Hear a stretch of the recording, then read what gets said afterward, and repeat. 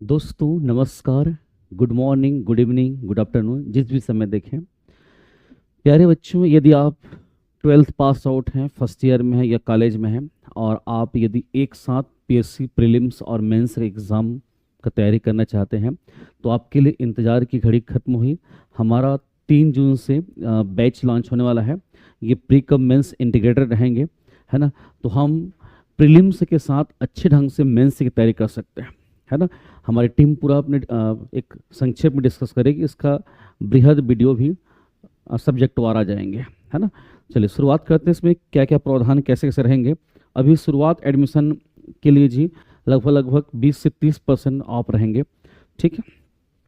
यदि आप सीजीपीएससी का तैयारी करना चाह रहे हो तो आप सभी को ज्ञात होनी चाहिए, यदि आपको पीएससी रैंक ऑफिसर बनना है तो इसके 3 चरण होते हैं। फर्स्ट है PSC prelims, second PSC mains और थर्ड है सीजीपीएससी इंटरव्यू।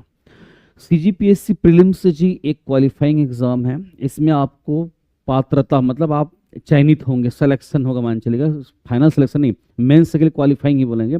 इसमें 2 पेपर होता है, याद रखना जी। एक होता है आपका पेपर 1, ठीक है, और दूसरा हो जाएंगे पेपर 2, ठीक है। पेपर 1 होता है जीएस का और पेपर 2 होता है सी सेट का, ठीक है। हाँ, इसमें भी जीएस में आगे डिस्कस करेंगे कि ये 2 पार्ट में डिवाइड होता है, एक सीजीजीएस और दूसरा इंडियन जीएस। और सी सेट में मैथ्स, रीजनिंग, छत्तीसगढ़ी, हिंदी रहता है ये, लेकिन इसमें का नंबर काउंट नहीं होता, ये क्वालिफाई हो रहता है। इसके अकॉर्डिंग आप 15 गुना मेंस के लिए आपका चयन होगा, जो पोस्ट रहेंगे, ठीक है। प्रीलिम्स से 15 गुना मेंस के लिए याद रखना चयन होंगे, ठीक है। मेंस में जी सीपीएससी मेंस में जी 7 पेपर है, ठीक है। और प्रत्येक पेपर 200 अंक होते हैं, मतलब मेंस कुल मिलाकर 1400 अंक के होंगे।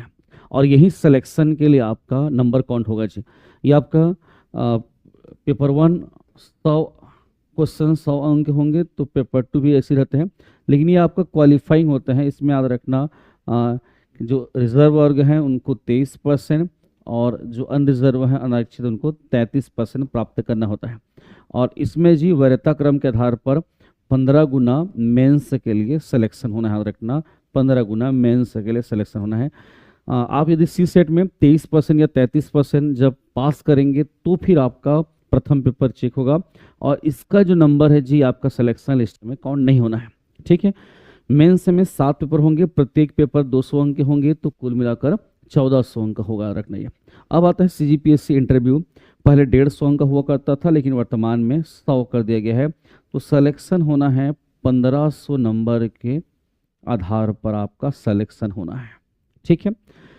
प्रिय अभ्यर्थी, हम चाहें तो तीनों की तैयारी एक साथ कर सकते हैं। ये इंटरव्यू का भी हम अच्छे ढंग से शुरुआत में ही अध्ययन काल के दौरान यदि हमारी पद्धति रणनीति हो तो निस्संदेह कोई बड़ा चीज़ नहीं होता। 4 दिन के मॉक इंटरव्यू से आपका इंटरव्यू बन जाना नहीं है जी। ये अंतर व्यक्तित्व कौशल होता है जो किसी 4 दिन की क्लासेस से आप उसको डिसाइड नहीं कर पाओगे, ठीक है। अब बात आती है प्रीलिम्स के साथ क्या हम मेंस कर सकते हैं, मेंस के साथ क्या हम प्रीलिम्स कर सकते हैं। तो हमको दोनों को एक साथ करना है। यदि आप केवल मेंस ही करोगे और प्रीलिम्स हो जाए तो अब संभव नहीं है जी, ठीक है। किंतु प्रीलिम्स के साथ हम मेंस को अच्छे ढंग से कर सकते हैं, ठीक है। और यदि आप 12वीं पास हो या फर्स्ट ईयर में तो आपके पास बेहद अच्छा अवसर है जी, है ना। आप लगभग लगभग ये प्री प्लस मेंस कोर्स 1.5 से 2 वर्ष का रहेंगे। इसमें कंप्लीट आपको प्रीलिम्स के साथ मेंस कोर्स, वो भी टेस्ट सीरीज के साथ, लेखन कौशल के साथ पूरा आपको सिखाए जाएंगे, ठीक है। और बहुत कम प्राइस पर, बहुत कम फीस पर ये आपको क्लास उपलब्ध कराया जाएगा। आपको ऑफलाइन के साथ ऑनलाइन भी कोर्स एक्सेस फ्री में दिए जाएंगे, है ना। तो आप इसको अच्छे ढंग से देखिएगा, डेमो आप देख सकते हैं, इसके नोट्स भी आपको अलग से दिए जाएंगे, ठीक है। इसमें ये सीजीपीएससी प्रीलिम्स का सिलेबस है जी, है ना। सीजीपीएससी प्रीलिम्स में हमने शुरुआत में देखा था कि 2 पेपर होते हैं, एक पेपर 1 जीएस और दूसरा पेपर 2 सी सेट का। जीएस में जी 2 पार्ट रहेंगे, एक आपका सीजीजीएस का 50 और दूसरा इंडियन जीएस का 50।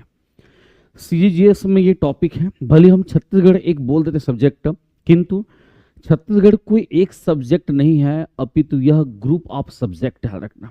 इसमें क्या क्या पढ़ना पड़ेगा, जिला विवरण, छत्तीसगढ़ की प्रशासकीय संरचना, छत्तीसगढ़ का भूगोल, इतिहास, लोक कल्याण संस्कृति, पंचायती राज, नगरीय निकाय, आर्थिक व्यवस्था, समसामयिकी और सीजी लैंग्वेज ही मान के चलिएगा, वहां से प्रश्न बना रहे जी।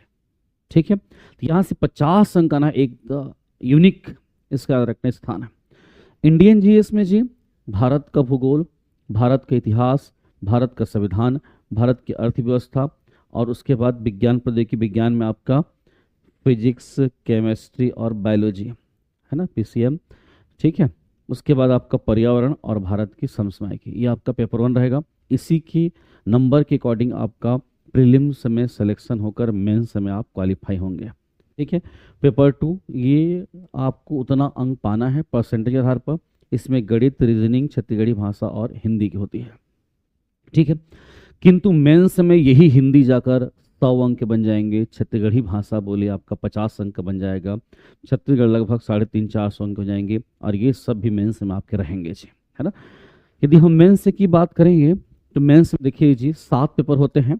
ठीक है, पेपर 1 होता है लैंग्वेज का, इसमें भाग 1 में होता है हिंदी 100 अंक के होते हैं, भाग 2 में समान अंग्रेजी 50 अंक के, और भाग 3 में छत्तीसगढ़ी 50 अंक के। तो ये आपका कितने अंक हो गए, 200 अंक का। पेपर 2 होता है ऐसे निबंध। ठीक है, भाग 1 अंतर्राष्ट्रीय और राष्ट्रीय स्तर के मुद्दे वाले होते हैं, और जो भाग 2 होता है, ये भाग 2 होगा, भाग 2 आपका छत्तीसगढ़ राज्य स्तर के मुद्दे होते हैं। ठीक है, पेपर 3 से लेकर पेपर 7 तक यही पैटर्न रहेंगे। जो भाग 1 है ये आपका 75 अंक रहेगा, और भाग 3 भी 75 अंक रहेगा, और भाग 2 आपका 50 अंक के होंगे। ये पेपर 3 से लेकर पेपर 7 तक यही पैटर्न फॉलो करेगा, है ना। तो हम देखेंगे पेपर 3 में भाग 1 में होता है इंडियन हिस्ट्री, जो प्रीलिम्स हम पढ़ेंगे वही मेंस में रहेगा। तो क्या करेंगे जी, हम प्रीलिम्स को फैक्ट पढ़ेंगे और फिर मेंस में उसको थ्योरिटिकल लिखने का और उसकी शब्दावली को जमाने का प्रयास करेंगे, है ना। भाग 2 में संविधान एवं लोक प्रशासन, और भाग 3 में छत्तीसगढ़ का इतिहास। ठीक है, पेपर 4 की बात करेंगे तो इसमें पहले में सामान्य विज्ञान रहेंगे, इसमें भी आपका फिजिक्स, केमिस्ट्री और बायोलॉजी पीसीएम रहेंगे इसमें भी। ठीक है, उसके बाद एक आपका भाग 2 में गणित का है, और भाग 3 में आपका अप्लाइड साइंस का है। ठीक है, नेक्स्ट है पेपर 5, ये आपका भाग 1 में भारत एवं छत्तीसगढ़ का इकोनॉमिक रहेंगे, जो प्रीलिम्स में भी है जी और मेंस में भी रहेंगे। भाग 2 में हो जाएंगे भारत का भूगोल, ये भी प्रीलिम्स में है और मेंस में भी है। नेक्स्ट भाग 3 में छत्तीसगढ़ का भूगोल हो जाएगा, है ना। तो ये पहला और ये तीसरा 75 का, और ये भाग 2 आपका 50 वार्ड हो जाएंगे। पेपर 6 में जी दर्शन शास्त्र, समाज शास्त्र और छत्तीसगढ़ का सोशल एस्पेक्ट सामाजिक परिदृश्य, है ना। तो इसमें भी वही सेम पैटर्न फॉलो होगा। ये दर्शन शास्त्र और समाज शास्त्र आपके प्रीलिम्स में नहीं होते जी, ये मेंस में डायरेक्ट होता है। किंतु ये आपका लोक कला संस्कृति प्लस जनजाति को करेंगे तो यही बन जाता है छत्तीसगढ़ का सामाजिक परिदृश्य। ठीक है, नेक्स्ट पेपर 7, इसके भी 3 पार्ट हैं, भाग 1, भाग 2 और भाग 3। ये भी आपको प्रीलिम्स में नहीं रहेंगे। भाग 1 में है कल्याणकारी विकासात्मक कार्यक्रम एवं कानून, भाग 2 में अंतर्राष्ट्रीय एवं राष्ट्रीय खेल घटनाएं एवं संगठन, भाग 3 में अंतर्राष्ट्रीय एवं राष्ट्रीय शैक्षणिक संस्थाएं एवं मानव विकास में उनका योगदान। इस तरीके से याद रखना जी मेंस का सिलेबस तैयार होता है ना। तो प्रीलिम्स के बहुत सारी चीज़ें मेंस में काम आने हैं। यह हमारे प्रीलिम्स के बहुत सारे मानक पुस्तकें हैं, जिसको हिंदी मीडियम और इंग्लिश मीडियम भी बहुत सारे पुस्तक आ चुके हैं और आएंगे भी आगे इन फ्यूचर में। इस तरीके से इनको लेकर बढ़िया आप अध्ययन कर सकते हैं। एडमिशन के साथ इसमें मैक्सिमम पुस्तक आपको फ्री में दिए जाएंगे जी। ठीक है, चलिए ये हमारा एक कंटेंट लाया हूँ कि प्रीलिम्स प्री कम मेंस में कैसे हमको पढ़ना है, इसकी रणनीति कैसे चेंज होगी, ठीक इसके बारे में डिस्कस करेंगे। प्रिय परीक्षार्थीगण, आपका भविष्य कहाँ है आप नहीं जानते हैं। क्या पता कि आपका नसीब डीसी लिखा है और आप क्या पता कि पटवारी नौकरी के तलाश रहे हैं, है ना। तो एक बार जो व्यक्ति का एफर्ट है जी लगाना चाहिए, जितना बेहतर से बेहतर प्रयास हो सकता है। ठीक है, और अध्ययन काल के दौरान जी नकारात्मक चीज़ों को दूर रहना ही आपके लिए सबसे बड़ी सकारात्मक पहल होंगे। यदि आप ज़्यादा नकारात्मक चीज़ों पर उलझेंगे, नकारात्मकों से मिलेंगे, तो आप आगे बढ़ नहीं पाएंगे, है ना। तो इसके लिए सकारात्मक समय देना जरूरी होता है। एक अच्छे फ्रेंड सर्कल होना भी जरूरी है, जहाँ पर सकारात्मक बातचीत हो सके, है ना। ठीक है, तो इन चीज़ों को भी आपके पढ़ाई लिखाई में भी बहुत बड़ी योगदान होती है। एक चीज़ और प्रिय अभ्यर्थीगण ध्यान रखेंगे कि आपका भविष्य के निर्माता आप स्वयं हैं। हम लोग एक रास्ता बताएंगे, चलना आपको है जी, राजा आप बनेंगे, है ना। तो इन चीज़ों को आप बेहतर ढंग से ध्यान रखेंगे कि आपके सब कुछ करने से होगा, हमारे कुछ करने से नहीं हो पाएगा, है ना। तो जैसे मैं सीजी में हम लोग प्रीलिम्स में पढ़ते हैं, तो ये प्रीलिम्स में फैक्ट रहता है इस प्रकार से, है ना। इस प्रकार से हम लोग जिला घटनाक्रम पढ़ते हैं कि पहले 3 जिले थे, फिर 6 हुए, 7 हुए, 16 हुए, 18 हुए, है ना। इस तरीके से हम प्रीलिम्स में पढ़ते हैं, ठीक है। ये ऐसा ऐसा हुआ, ठीक, संभाग में इतने जिले हैं। अब मेंस में इसी को हम लोग थ्योरी फॉर्म में पढ़ेंगे कि 1905 में छत्तीसगढ़ का प्रशासनिक पुनर्गठन कैसे हुआ, 1906 में कौन जिले बने, 1948 में कौन से बने, 73 में कौन से बने, 98 में कौन से बने, ठीक। उसके बाद छत्तीसगढ़ राज्य गठन के समय कितने 16 जिले थे, कौन कौन से हैं, तो उसके बाद 7 में कौन बने, 12 में कौन कौन से बने, ठीक है।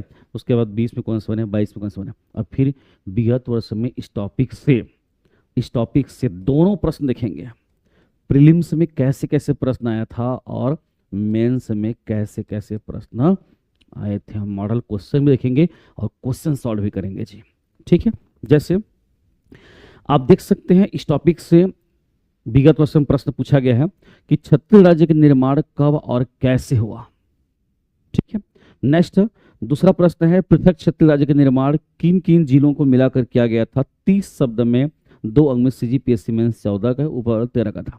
तो आपको बताना पड़ेगा कि छत्तीसगढ़ राज्य का निर्माण 1 नवंबर सन 2000 को हुआ था। इस समय छत्तीसगढ़ में निम्नलिखित 16 जिले थे। मैं गारंटी दे रहा हूँ प्री कम मेंस आप पढ़ेंगे जी, कंटेंट एकदम याद हो जाएगा। ये 16 जिले कौन कौन से एकदम मैप में ट्रेस कर दूंगा। पहले कोरिया था, दूसरा सरगुजा, तीसरा जसपुर, चौथा रायगढ़, पांचवां कोरबा, छठवां जांजगीर चांपा, बिलासपुर, 8वां कवर्धा, 9वां राजनांदगांव, 10वां दुर्ग, 11वां महासमुंद, 12वां रायपुर, 13वां Dhamtari, 14 number Kanker, 15 number Bastar, 16 number Dantewada. इस तरीके से हम बेहतर ढंग से याद रखना, इन्हीं 16 जिलों के साथ तो लिखना था। ये प्रीलिम्स में भी आता है प्रश्न, प्री अभ्यर्थियों और मेंस में भी ये प्रश्न आए हैं, है ना। तो इस तरीके से हम पूरा ऑल सब्जेक्ट का प्रयास करेंगे कि दोनों बढ़िया हो जाए।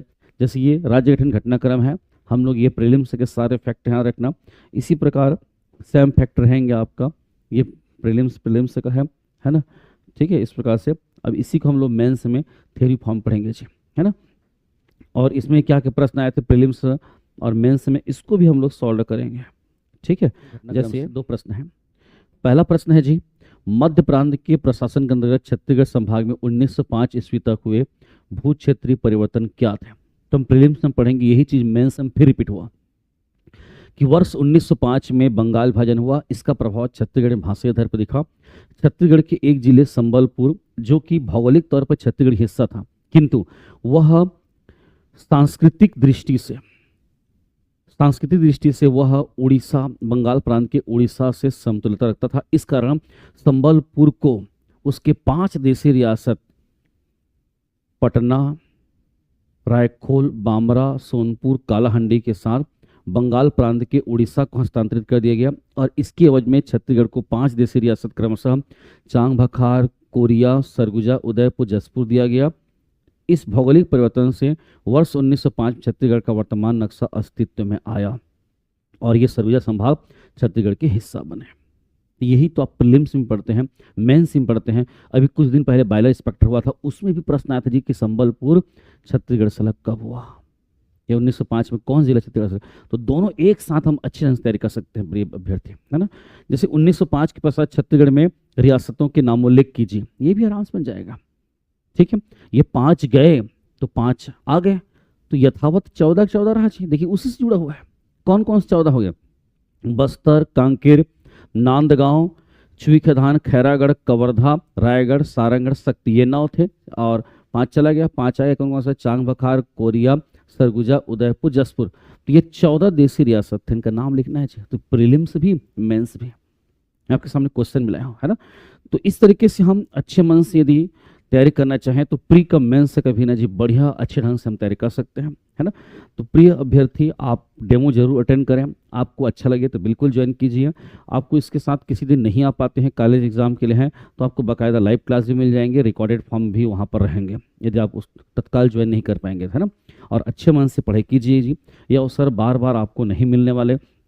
एक सफल और एक असफल व्यक्ति में केवल समय और रणनीति का होता है, समय हर किसी को वह अवसर बार बार नहीं देता है जी, है ना। तो इन चीज़ों को आपको ध्यान रखना पड़ेगा। आप एक गीली मिट्टी हैं, अभी जैसे अपने आप को ढाना चाहें आप ढा सकते हैं, किंतु एक समय आएगा जब आप एक सूख जाएंगे, तटस्थ हो जाएंगे, तो फिर उस समय ज़्यादा परिवर्तन कर पाना संभव नहीं होता है। अभी आपके अंदर पढ़ने लिखने पद की एक भूख होती है, लेकिन धीरे धीरे याद रखना, भूख तो बनी लेकिन क्षमता नहीं हो पाता। इस भूख के साथ अभी आपके पास क्षमता भी होता है। समय के साथ साथ याद रखना, क्षमताओं में ह्रास होना शुरू हो जाता है ना। तो प्रिय अभ्यर्थी, बिना देर किए इन चीज़ों पर विचार करें। हाँ, क्या आप सोच रहे हैं कि हम इसके साथ व्यापम भी, तो इन दोनों को इतने अच्छे पढ़े तो व्यापम तो यूं पार हो जाएगा जी, यूं, उसका तो बात ही नहीं है। ठीक है, चलिए, तो ये एक सामान्य डिस्कशन था। ठीक है, नेक्स्ट टीचर आके आपको अपने सब्जेक्ट के बारे में बताएंगे। मैं पूरा एक बार सिलेबस डिस्कस कर दूंगा। ठीक है, रणनीति बनाइएगा। डेट याद रखना कि 3 जून से शुरुआत हो रहा है। शुरुआत ढंग से पढ़ाए जाएंगे, इसके लिए आप निश्चिंत रहिएगा जी, है ना। और बढ़िया नोट्स बनाए जाएंगे, प्री प्लस मेंस का दोनों काम आएंगे। और प्रति शनिवार को कंप्लीट टेस्ट डे रखेंगे ताकि आप अच्छे ढंग से टेस्ट दिला पाए और उसके अनुसार हम आपको फीडबैक दे पाएँ। संख्या शुरुआत में एकदम लिमिट रखेंगे ताकि हमको अच्छे से अच्छे आपको रिजल्ट दे सके। ठीक है, ओके, थैंक यू, धन्यवाद।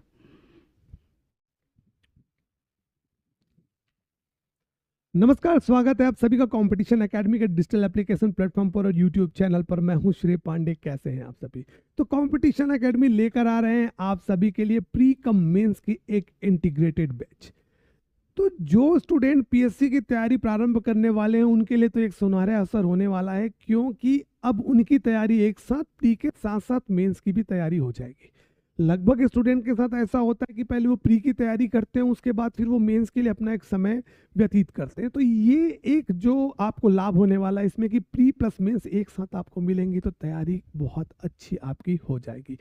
तो मेरा जो हिस्सा रहेगा आपके मुख्य परीक्षा और प्री की परीक्षा में वो ये रहेगा कि मैं आपके लिए लेकर आऊँगा जो मुख्य परीक्षा के पाठ्यक्रम का पेपर 1 का जो भाग 1 है हिंदी भाषा। तो मैं हिंदी भाषा को लेकर आपके सामने रूबरू होने वाला हूं और आज के वीडियो में हम चर्चा करने वाले हैं कि हमारी इंटीग्रेटेड क्लास में हम प्री प्लस मेंस दोनों की तैयारी साथ में कैसे करने वाले हैं, ताकि आप जो है हमारे साथ जुड़ने के पहले ये आश्वस्त हो जाएंगे किस प्लान के साथ हम आगे बढ़ रहे हैं, उसको आप अच्छे से जान लें। तो सबसे पहली बात ये होती है कि प्री और मेंस में हिंदी का वेटेज कितना है। तो जो मुख्य परीक्षा के पहले जो हमारी प्रारंभिक परीक्षा होती है उसका जो सी सेट वाला पोर्शन होता है, उस सी सेट वाले पोर्शन में हिंदी लैंग्वेज और छत्तीसगढ़ी लैंग्वेज दोनों मिला के कम से कम 28 से 30 प्रश्न पूछे जाते हैं। तो यदि मैं कहता हूं कि जो प्री का जो पोर्शन होगा, तो प्री में हमें कम से कम 12 से लेकर 10 से 12 या 15 क्वेश्चन तक से हमको हिंदी में मिल सकते हैं। पर वहीं पर जब मुख्य परीक्षा की बात आती है,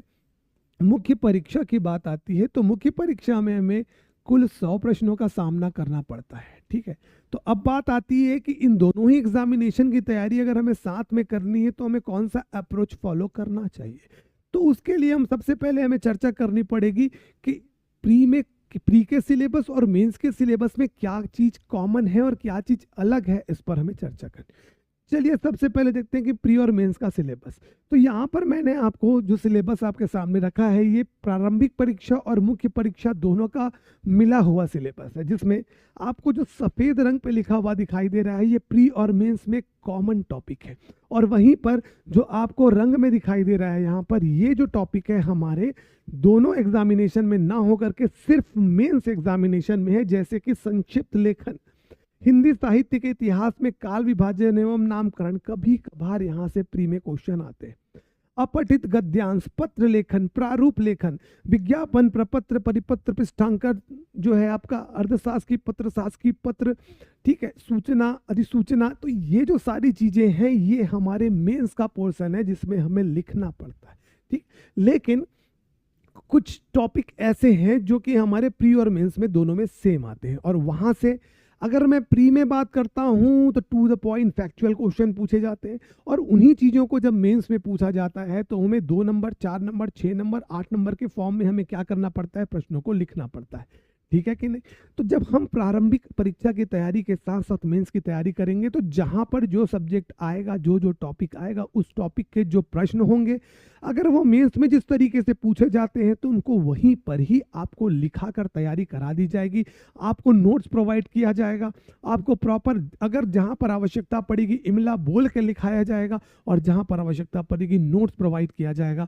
तो ये मान के चलिए कि अगर आपको प्रॉपर तैयारी करनी है तो उसके लिए प्रॉपर हम भी तैयार हैं पहले से, फुल प्लान्ड आपके लिए, ठीक है कि नहीं। अब बात करते हैं जैसे कि भाषा बोध। तो भाषा बोध, अब यहाँ पर मैं दोनों बातें करता हूँ आपसे कि इससे विगत वर्ष 2023 के प्रश्न पत्र में मेंस से कितने क्वेश्चन पूछे गए, उस आधार पर भी तो तैयारी होती है हमारी। तो यहाँ पर हम देख पा रहे हैं भाषा बोध, जिसमें हम वर्ण, वर्ण के प्रकार, स्वर, व्यंजन, ये सारी चीज़ों पर चर्चा करते हैं, ठीक है। जिसमें आपके वर्णमाला पर हम विचार करते हैं, साथ ही साथ वर्णों के उच्चारण स्थान पर विचार करते हैं। इन सभी जगह से प्रश्न आते दिखाई देते हैं। तो आप देखते हैं यहाँ पर 12 मार्क के प्रश्न आपको देखने को मिल रहे हैं भाषा बोध से। वहीं पर संक्षिप्त लेखन से 8 नंबर के प्रश्न हैं, पर्यायवाची से 2 नंबर, विलोम शब्द से 2 नंबर, समोच्चारित शब्द भेद से 2 नंबर, वाक्यांश के लिए एक सार्थक शब्द से 4 नंबर के प्रश्न, संधि और संधि विच्छेद से 4 नंबर के प्रश्न, सामासिक समास पद रचना से 4 नंबर पर के प्रश्न, तत्सम तद्भव शब्दों से 4 नंबर के प्रश्न, शब्द शुद्धि से 2 नंबर, वाक्य शुद्धि से 2 नंबर। तो देखिए ये व्याकरण का वो पोर्शन है जो ये जो मैं आपको जो नंबर बता रहा हूँ ये हमारे मुख्य परीक्षा के मार्क्स हैं। इन्हीं से थ्रू आउट 1-2 प्रश्न जो है आपके किस्में मेंस में, प्री में भी आपके पूछे जाते हैं, ठीक है। तो आप यहाँ पर देखिए कि व्याकरण का सारा पोर्शन है 2-2 नंबर करके, ये अपना घड़ा बढ़ रहा है, ये बूंद बूंद करके घड़ा बढ़ रहा है। तो यहाँ पर हमें सारी चीज़ों के विषय में पढ़ने की आवश्यकता पड़ती है। फिर आगे बढ़ता हूँ, उत्सर्ग प्रत्यय से देखिए 6 मार्क्स के प्रश्न विगत वर्ष में पूछे गए। वहीं पर मुहावरे एवं लोकोक्तियों से 4 नंबर के प्रश्न, ठीक है। तो ये वो कॉमन टॉपिक वाले जो हैं जहां से हमें प्रश्न पर्याप्त मात्रा में देखने को मिल रहे हैं। तो अपठित गद्यांश यहाँ पर लेते हैं 8 नंबर के प्रश्न, और यहाँ पर प्रारूप लेखन और पत्र लेखन से 16 नंबर के प्रश्न, और रही बात अनुवाद से 8 नंबर के प्रश्न। तो यहाँ पर से आप देख पाते हैं कि 8 नंबर का अपठित गद्यांश, 16 नंबर के पत्र लेखन और 8 नंबर का अनुवाद, और वहीं पर हिंदी साहित्य के इतिहास एवं काल विभाजन का 8 नंबर। इनको अगर हटा दे तो बाकी मेंस का सिलेबस और प्री का सिलेबस दोनों मैच करता है, ठीक है। तो यहाँ पर हमारी आवश्यकता पड़ेगी आपको कि हम यहीं पर आपको एक साथ बताएंगे कि दोनों की तैयारी हमको एक साथ कैसे करनी है, ठीक है कि नहीं।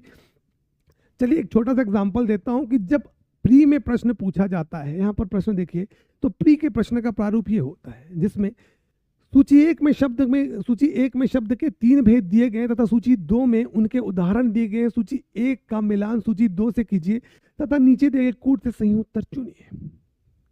टू द पॉइंट क्वेश्चन है, ऑब्जेक्टिव क्वेश्चन है, थ्योरी लिखना नहीं है, ठीक है। सूची 1 में लिखा है रूढ़, यौगिक और योग रूढ़, और यहाँ पर कुछ शब्द दिए हैं पंकज, घोड़ा और पाठशाला। अब आपको मिलान करना है। तो रूढ़ शब्द देखिए, रूढ़ शब्द वे शब्द होते हैं जो मूल होते हैं, जिनको अलग करने के बाद कोई सार्थक अर्थ निकलता नहीं है। तो इसमें कौन सा रूढ़ शब्द होगा? तो यहाँ पर से हमको देखने को मिलता है कि भाई घोड़ा हमारा रूढ़ शब्द होगा। यौगिक शब्द, 2 रूढ़ शब्दों के या 2 शब्दों के मेल से एक नया सार्थक शब्द बने और उन्हें जब अलग करें तो दोनों शब्द भी अपना सार्थक अर्थ रखें। तो यहाँ पर देखिए कौन सी, पाठशाला, तो पाठ धनशाला दोनों से मिलकर बना है पाठशाला। तो यौगिक शब्द कौन सा हो गया? पाठशाला। अब देखिए पंकज, यहाँ पर योग रूढ़ शब्द। योग रूढ़ शब्द ऐसे शब्द होते हैं जो दो शब्दों के मेल से बनते हैं, बिल्कुल यौगिक की तरह ही बनते हैं, पर वो अपनी विशेषता छोड़ के किसी अन्य रूढ़ की विशेषता देते हैं।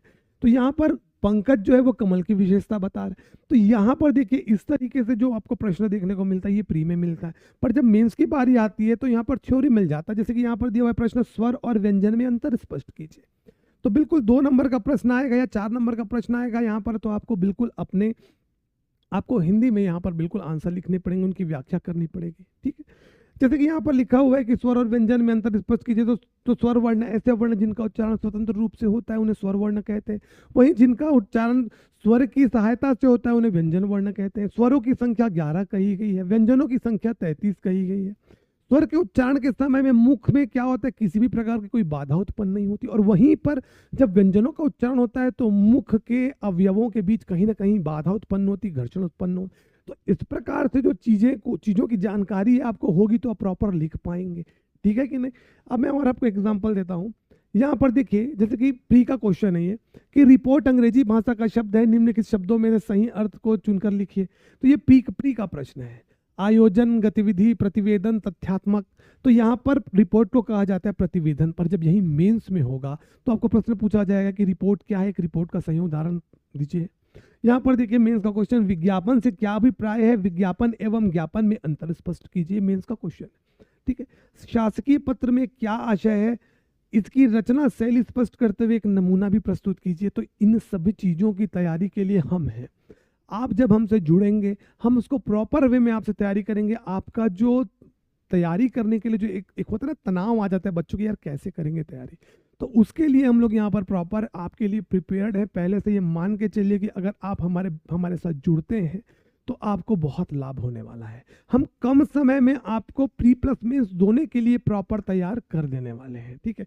अब कुछ प्रश्न हिंदी में फैक्चुअल आते हैं जो कि बिल्कुल प्री में भी वैसे ही पूछे जाएंगे, मेंस में भी, जिसमें से पर्यायवाची शब्द, मिलोम शब्द, तत्सम शब्द, तद्भव शब्द, ये बिल्कुल प्री मेंस एक समान है। बस डिफरेंस ये कि हम ज़्यादा मात्रा में चीज़ों की प्रिपरेशन आपको कराएंगे तो आप प्रॉपर हर चीज़ को क्या कर पाएंगे, क्रैक कर। अब देखिए यहाँ पर सिंपल शब्द क्वेश्चन आता है इस तरीके से, निम्न के तत्सम शब्दों के तद्भव रूप लिखिए। ठीक है। 2 नंबर का प्रश्न आएगा, 4 दिए होंगे, आपको पता होगा तो पूरा थ्रू आउट नंबर मिल जाएगा। इसीलिए कह रहा हूं कि हिंदी एक स्कोरिंग सब्जेक्ट है। पता है तो सही मार्क्स मिलेंगे, और नहीं पता गलत लिखेंगे तो बिल्कुल नंबर कट जाएंगे जी। अब यहाँ पर क्वाथ लिखा है, ये तत्सम शब्द, इसे तद्भव में कहा जाता है क्या भाई, काढ़ा कहा जाता है। निर्वहन, निर्वाह करना मतलब निभाना, तो निर्वहन को कहा जाता है क्या, निभाना, तद्भव में। महापात्र, महापात्र को तद्भव में कहा जाता है महावत। ठीक है। और श्रृंगार को तद्भव में कहा जाता है श्रृंगार। तो तत्सम वे शब्द होते हैं, तत्सम का अर्थ होता है तत्सम, उसके समान। तो किसके समान, संस्कृत के समान। तो वे शब्द जो संस्कृत भाषा में मूल रूप से जो के त्यों हिंदी में ले लिए गए हैं, उन्हें हम लोग क्या कहते हैं, तत्सम शब्द। और तद्भव शब्द, तद्भव मतलब उससे जिनका जन्म हुआ हो, उससे उद्भव। तो किससे उद्भव, तत्सम से उद्भव। जो तत्सम से जन्मे शब्द हैं, जो संस्कृत के भाषा के बदले हुए शब्द हिंदी में ले लिए गए, उन्हें कहते हैं तद्भव शब्द। ठीक है कि नहीं। तो यहाँ पर आपको इस तरीके से उत्तर भी पता होना चाहिए। तो मान के चलिए कि आपकी तैयारी के लिए हम तैयार हैं, और आप भी बिल्कुल हमारे साथ जुड़िए। और आपको अन्य विषयों की जानकारी भी हमारे सारे टीचर्स जो हैं आपके साथ जुड़ के देंगे।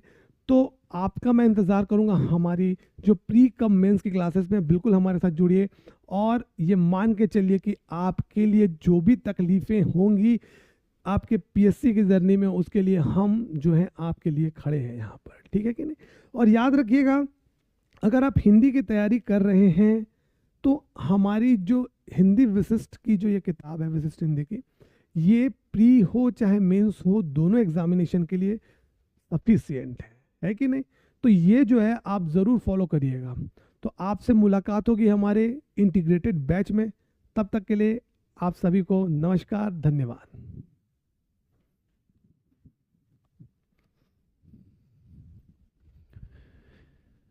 नमस्कार, गुड मॉर्निंग। मैं सनी आपका हार्दिक स्वागत करता हूं कंपटीशन एकेडमी के यूट्यूब चैनल पे। उम्मीद करता हूं आप सब लोग बढ़िया होंगे। तो दोस्तों, कंपटीशन एकेडमी आपके लिए एक इंटीग्रेटेड बैच लाया है जिसमें सीजीपीएससी प्रीलिम्स और मेंस की साथ में तैयारी हो सके। और ये बैच बच्चे आपका जो स्टार्ट होने वाला है 3 जून से होने वाला है, और ये बाइलिंगुअल बैचेस होगा। अब इसकी क्या विशेषता होगी, मैं कौन सा सब्जेक्ट लूंगा, इन सभी जानकारी को लेकर मैं आगे चलता हूं। तो बच्चे, मैं आपको मैथ्स और रीजनिंग पे यहाँ पे डील करूंगा। अगर मेंस की बात करें तो मेंस में जो आपका पेपर नंबर 4 होता है, उसका भाग 2 जो है वो मैं आपको यहाँ पे बढ़िया तरीके से कवर करूंगा। लेकिन साथ में ये मेंस में हम पढ़ेंगे, लेकिन हमारी जो तैयारी रहेगी उसमें प्रीलिम्स और मेंस दोनों को बढ़िया से बैलेंस बना के चलेंगे, ताकि आप प्रीलिम्स को भी अच्छे से क्रैक कर सकें और साथ में मेंस में आपको दिक्कत ना आए। तो प्रीलिम्स में बात करें तो एप्टीट्यूड और रीजनिंग हम पूरा पढ़ाएंगे आपको, पूरा एप्टीट्यूड और रीजनिंग। क्योंकि बच्चे देखिए, पहले होता क्या था, पहले जब मेंस में मैथ्स का पेपर एक अलग से हुआ करता था, उस समय 200 नंबर का पेपर होता था। अब तो 50 का हो गया। तो उस समय 200 में भी पूरे के पूरे नंबर लाने की बच्चे क्षमता रखते थे। 194 तक मैक्सिमम बच्चे लाए हैं, मतलब बहुत से बच्चे ने 194, 190, 185 लाए। तो यहाँ पे बच्चे अब कितने मार्क्स का हो गया है, 50। तो घबराने की जरूरत नहीं। नहीं, 50 में 50 आप बिल्कुल ला सकते हैं। लेकिन कैसे लाएंगे, वो आपकी तैयारी बच्चे प्रीलिम्स से ही स्टार्ट हो जाती है, क्योंकि आप पूरे कंसेप्ट को डेवलप प्रीलिम्स में कर लेते हैं। मेंस में केवल आप आंसर राइटिंग पे काम करते हैं, क्योंकि उसमें ज्यादा कंसेप्ट नहीं, वहां पे केवल आपका आंसर राइटिंग पे फोकस रहेगा। तो अगर हम बात करते हैं मेंस की, तो मेंस में कुछ सब्जेक्ट्स, कुछ टॉपिक्स इसके मैथ्स के कुछ एड ऑन हो जाते हैं, कुछ नए टॉपिक्स आ जाते हैं। जैसे मैं बात करता हूं, जैसे कमर्शियल मैथमेटिक्स हो गया, बैंकिंग वगैरह बच्चे, ये सारी चीजें प्रीलिम्स में नहीं रहती लेकिन मेंस में रहती हैं।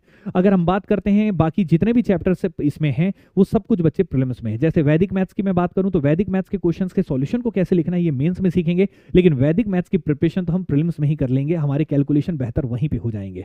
साथ में बच्चे इसमें ऐसे बहुत सारे टॉपिक्स हैं, जैसे स्टैटिस्टिक्स बोलते हैं, सांख्यिकी बोलते हैं, तो सांख्यिकी को बहुत बेहतर तरीके से आपको पढ़ाया जाता है, तो लेकिन हम आपको प्री में ही इतने अच्छे से पढ़ा देंगे, फिर उसके बाद मेंस में केवल हमारा आंसर राइटिंग पे फोकस रहेगा। तो जो हमारी क्लासेस होंगी उसमें हम आपको प्री के क्वेश्चंस तो कराएंगे ही कराएंगे, साथ साथ बच्चे उन्हीं क्वेश्चंस को मेंस में कैसे लिखना है वो आपके लिए नोट्स भी हम प्रॉपर बनवाएंगे, ताकि आपको उस समय इतना हेक्टिक ना हो कि प्रीलिम्स जब क्रैक हो तो आप मेंस के लिए अलग से दौड़ना पड़े, ऐसा बिल्कुल ना हो, केवल आपको वहां पे क्वेश्चंस लगाने पड़ेंगे। तो इन चीजों को देखते हुए हम आपके लिए एक बढ़िया तरीके का इंटीग्रेटेड बैच ला रहे हैं, और इसमें बच्चे वैदिक मैथ्स हो गया, स्टैटिस्टिक्स हो गया, प्रोबेबिलिटी हो गया, प्रायिकता हो गया, संचय हो गया, क्रमचय हो गया, जिसको परमुटेशन, कॉम्बिनेशन, सब कुछ बढ़िया तरीके से आपका कवर होगा। बस आपको इस बैचेस में एक बार आप डेमो अटेंड करिए और इनकी क्लासेस को देखिए किस तरीके से चल रही हैं। साथ में राइटिंग स्किल्स पे बहुत ज्यादा फोकस रहेगा, प्रीलिम्स के साथ साथ मेंस को। तो इसका ये एक बैच शुरू हो रहा है, और प्रीलिम्स के भी जो हम क्वेश्चंस कराएंगे उसमें साथ में प्रीवियस ईयर के क्वेश्चंस भी आपको सॉल्व करवाएंगे पूरा।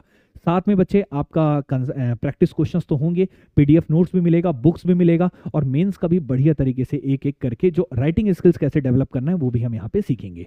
तो ये तो पूरा मैथ्स और रीजनिंग की बात हुई। अब इसमें कुछ क्वेश्चन जैसे आए हैं, जैसे मान लीजिए ये क्वेश्चन अभी मान क्या लीजिए, ये तो आया था क्वेश्चन सीजीपीएससी प्रीलिम्स 2024 में। अब ये क्वेश्चन जो आया था बच्चे, ये किसका था, टाइम स्पीड डिस्टेंस का। अगर ये प्रीलिम्स में क्वेश्चन आ जाए तो इस क्वेश्चन को आप 3 से 4 सेकंड में सॉल्व कर लेंगे। जैसे इसमें एक फॉर्मूला ये वाला यूज करेंगे, S1 S2 upon S1 minus S2 into time difference रखेंगे, सीधा सा आंसर आ जाएगा। लेकिन यही क्वेश्चन अगर मान लो मेंस में 4 नंबर का आ जाए तो क्या आप फॉर्मूला लिख के ऐसे करेंगे? नहीं बच्चे, अगर 2 नंबर का आएगा तो फॉर्मूला लिखेंगे, लेकिन अगर 4 नंबर का आएगा तो इसका डेरिवेशन के साथ आप सॉल्व करेंगे, मतलब यहाँ पे 3-4 लाइन और ऐड करेंगे और बढ़िया से आपको सटीक 4 नंबर मिल जाएगा, वो भी कंसेप्चुअल अप्रोच से। ठीक है, तो रटनाफिकेशन, रट्टा वाला सिस्टम नहीं चलेगा। आपको यहाँ पे हम कन्वेंशनल अप्रोच पढ़ाएंगे कि कैसे आप कंसेप्ट से क्वेश्चन को डील कर सकते हैं और कैसे इनको लिखना हो तो आप लिख सकते हैं। तो दोनों चीजों को बैलेंस बना के हम चलेंगे। जैसे ये देखिए, ये मेंस में कुछ क्वेश्चंस आए थे, जैसे सीजीपीएससी मेंस 2022 में क्वेश्चंस आए थे। ये जो क्वेश्चंस हैं, इन क्वेश्चन को दोनों तरीके से सॉल्व कर सकते हैं। प्री में आएंगे तो यही क्वेश्चन 3 सेकंड में होगा, मेंस में होगा तो आप जितना बोलेंगे, जितने नंबर का होगा उतने नंबर का हम आपको लिख के दिखाएंगे। ये सारी विशेषता रहेगी हमारी क्लासेस में। तो इनके लिए बच्चे आप 3 तारीख से बैचेस जो स्टार्ट हो रहा है उन पे आइए और डेमो अटेंड करिए। साथ में नोट्स और बुक्स हो गया, नोट्स हो गया, साथ में बच्चे आपके जो क्लासेस हैं इनमें आपको रिकॉर्डेड वीडियोस भी इनके मिलेंगे। मतलब कभी आप क्लासेस नहीं आ पाते हैं तो इनका बच्चे आपको लेक्चर भी आप घर में देख सकेंगे। तो इतनी सारी सुविधाओं के साथ ये बैच शुरू हो रहा है। तो अगर आप डेमो अटेंड करना चाहते हो तो एकेडमी के दिए नंबर पे कॉल करिए और इनका डेमो जरूर अटेंड करिए और अधिक से अधिक लोगों तक शेयर करिए। तो बच्चे मिलते हैं सीधा क्लास में, तब तक के लिए जय हिंद, जय भारत, जय छत्तीसगढ़।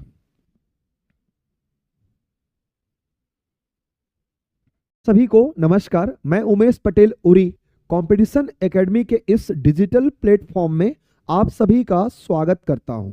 इस सेशन में कंपटीशन एकेडमी जो है प्री कम मेंस का एक नया कॉन्सेप्ट इंटीग्रेटेड बैच आपको इंट्रोड्यूस करने जा रहा है। इस बैच में मैं उमेश पटेल आपको इंडियन ज्योग्राफी, भारत का भूगोल पढ़ाऊंगा। मैं आपको इस पर्पस से सामने मिल रहा हूं कि एक क्लास में भारत के भूगोल को लेकर प्री और मेंस को मैं कैसे डील करूंगा, कैसे पढ़ाऊंगा, क्योंकि प्री का जो कॉन्सेप्ट है मेंस के कॉन्सेप्ट से इतर है। तो उस चीज को मैं आपको समझाने जा रहा हूं कि क्लासेस में ये किस प्रकार का सेशन रहेगा, कैसे एक सब्जेक्ट को प्री और मेंस दोनों पर्पस से आपको पढ़ाया जाएगा। सबसे पहली चीज आप ये याद रखें कि आपका इंडियन ज्योग्राफी या भारत का भूगोल आपके मेंस के पेपर 5 के पार्ट 2 का हिस्सा है, जबकि प्रीलिम्स में अगर देखा जाए तो यह पेपर 1 सामान्य अध्ययन के दूसरे भाग में जो विषय हैं उनमें से एक है। अगर हम सिलेबस की बात करें तो प्री और मेंस के सिलेबस में मैंने यहां पर मेंस के सिलेबस का उल्लेख किया है। ओके, मेंस के सिलेबस में आपको इंडियन ज्योग्राफी से रिलेटेड इन चीजों के बारे में, इन टॉपिक्स पर आपको डील करना होता है। वहीं पर अगर हम इसमें एक दो टॉपिक और ऐड ऑन कर दें, जैसे basic introduction of Indian geography, Bharat के भूगोल का सामान्य परिचय, और जो भारत के राज्य हैं उनके बारे में अगर जानकारी को ऐड कर दें तो ये आपके प्रीलिम्स का सिलेबस हो जाता है। इसका मतलब ये है इंडियन ज्योग्राफी को लेकर आपके प्रीलिम्स और मेंस का सिलेबस ज्यादा डिफर नहीं करता है, इसलिए बेहद ही आसान होगा आपको भारत के भूगोल के सिलेबस को एक साथ पढ़ाई करना। अब मैं आपको जरा सा ये बता दूं कि किस प्रकार से प्री और मेंस में प्रश्न पूछे जाते हैं। जैसे सीजीपीएससी प्री 2023 में इंडियन ज्योग्राफी का एक प्रश्न था, स्टेट सी क्वेश्चन नंबर 25 में, निम्नलिखित में से कौन सा स्वतंत्र भारत की पहली बहुउद्देशीय नदी घाटी परियोजना है? ऑप्शन ए भाखड़ा नांगल बांध, ऑप्शन बी दामोदर नदी घाटी परियोजना, ऑप्शन सी हीराकुंड बहुउद्देशीय परियोजना, और ऑप्शन डी उपरोक्त में से कोई नहीं। ये जो पैटर्न है आपके प्री में मल्टीपल चॉइस क्वेश्चन से बेस्ड है, यानी कि आपको एक प्रश्न दिया रहेगा और उसके संभावित विकल्प जो है आपको यहां पर नजर आएंगे और इनमें से एक को चूज करके आपको गोला भरना होगा। This is the pattern of pre exam. Okay, mains में आपसे क्या पूछा जाएगा? तो मेंस में आपको इसी चीज को अगर मैं डील करूं तो आपको यह बोला जाएगा कि आप दामोदर नदी घाटी परियोजना के संदर्भ में टिप्पणी लिखें, या दामोदर नदी घाटी परियोजना के बारे में आप क्या जानते हैं, या फिर आपको यह कहा जाएगा दामोदर नदी घाटी परियोजना के बारे में बताएं। ये मार्क्स आपको 2 मार्क्स में पूछा जा सकता है, 4 मार्क्स में पूछा जा सकता है। आइदर यदि बड़े क्वेश्चन आते हैं तो उसके पैटर्न और भी होंगे, उसमें number of lines, number of जो स्पेस है वो आपको बढ़ जाएगा। यदि मेंस में आपको पूछा दामोदर नदी घाटी के बारे में तो ये ऑप्शन उसमें नहीं रहेंगे, आपको उसके लिए निर्धारित अंक के हिसाब से यहां पर स्पेस दिया रहेगा। तो आपको उसमें क्या करना होगा? लिखना होगा। क्या लिखना होगा? जैसे दामोदर नदी घाटी परियोजना 1948 में अमेरिका के टेनेसी नदी घाटी परियोजना से प्रेरित स्वतंत्र भारत की पहली बहुउद्देशीय परियोजना है। यह दामोदर और उसकी सहायक नदियों पर अलग अलग बांधों के माध्यम से तैयार एक ज्वाइंट या संयुक्त परियोजना है, जिसका पर्पस जल आपूर्ति, जिसका पर्पस विद्युत उत्पादन, जिसका पर्पस पर्यटन को बढ़ावा देना, जिसका पर्पस इरिगेशन या सिंचाई को लेकर है, जिसका पर्पस बाढ़ को नियंत्रित करना। इस हिसाब से आपको इसमें क्या करना है? लिखना है। इसमें आप और क्या क्या ऐड ऑन कर सकते हैं? जैसे आप ये मेंशन करें कि दामोदर नदी घाटी परियोजना पश्चिम बंगाल और झारखंड की संयुक्त परियोजना है, से ही आपको मेंस में क्या करना है? लिखना है। इसका मतलब यह है बच्चों कि पढ़ना आपको एक ही चीज है, बस प्री और मेंस में परोसने के तरीके अलग अलग हैं। एक और जहां पर आपसे फैक्चुअल नॉलेज का डिमांड किया जाएगा प्रीलिम्स एग्जाम में, वहीं पर मेंस में आप जो चीज जानते हैं उसे कैसे प्रस्तुत कर सकते हैं, इस बात का परीक्षा लिया जाता है। इस दृष्टिकोण से हमने यह बैच डिजाइन किया है जो आगे 3 जून को प्रारंभ होने जा रहा है सुबह 7 से 11 बजे तक। और जैसे इंडियन ज्योग्राफी में मैंने आपको उल्लेख किया, वैसे ही सभी विषयों को एक साथ प्री कम मेंस के पैटर्न में आपको पढ़ाया और लिखाया जाएगा। इस बैच में आपको बेनिफिट यह होने वाला है कि जहां आप एक साल प्रीम को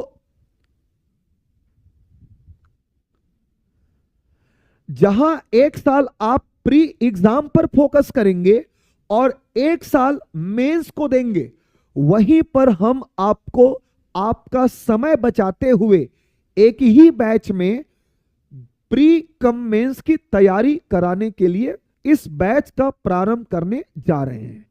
तो आप जरूर एक बार हमारे संस्थान का डेमो क्लास अटेंड करें।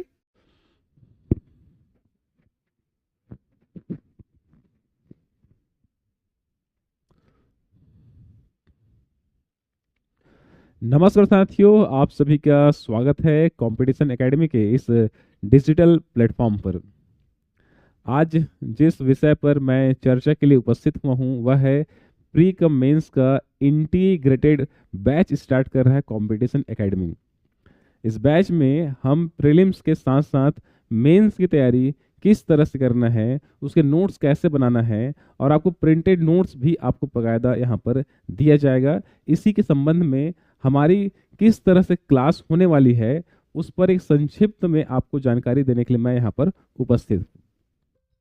जैसा कि आप स्क्रीन पर देख पा रहे हैं, क्या कोर्स स्टार्ट होने वाला है, प्री कम मेंस का इंटीग्रेटेड बैच हम यहाँ पर स्टार्ट कर रहे हैं। इस बैच में हम देखें तो एक पेपर है, पेपर कौन सा, पेपर 7 है।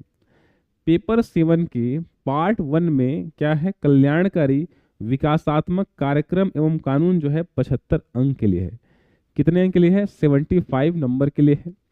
इस 75 नंबर के विषय में जो टॉपिक रहेंगे, ठीक है, जो टॉपिक जो सिलेबस में रहेगा उसको हम किस तरह से प्री के अप्रोच होना चाहिए और किस तरह से मेंस में अप्रोच करना है, इसको बखूबी क्लास दर क्लास आपको बताया यहाँ पर जाएगा।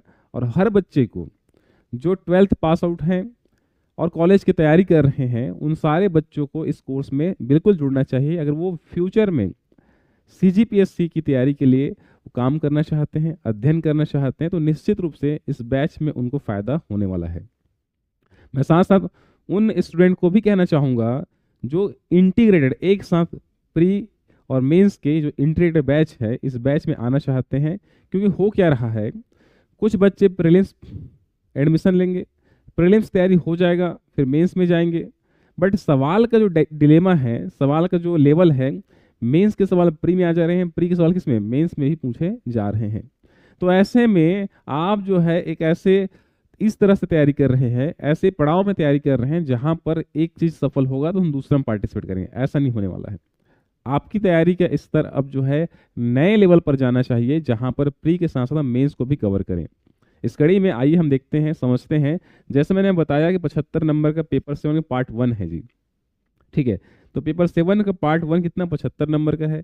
ये हमारा पेपर का नाम क्या है, कल्याणकारी विकासात्मक कार्यक्रम एवं कानून, जो भाग 1 है उसका नाम है।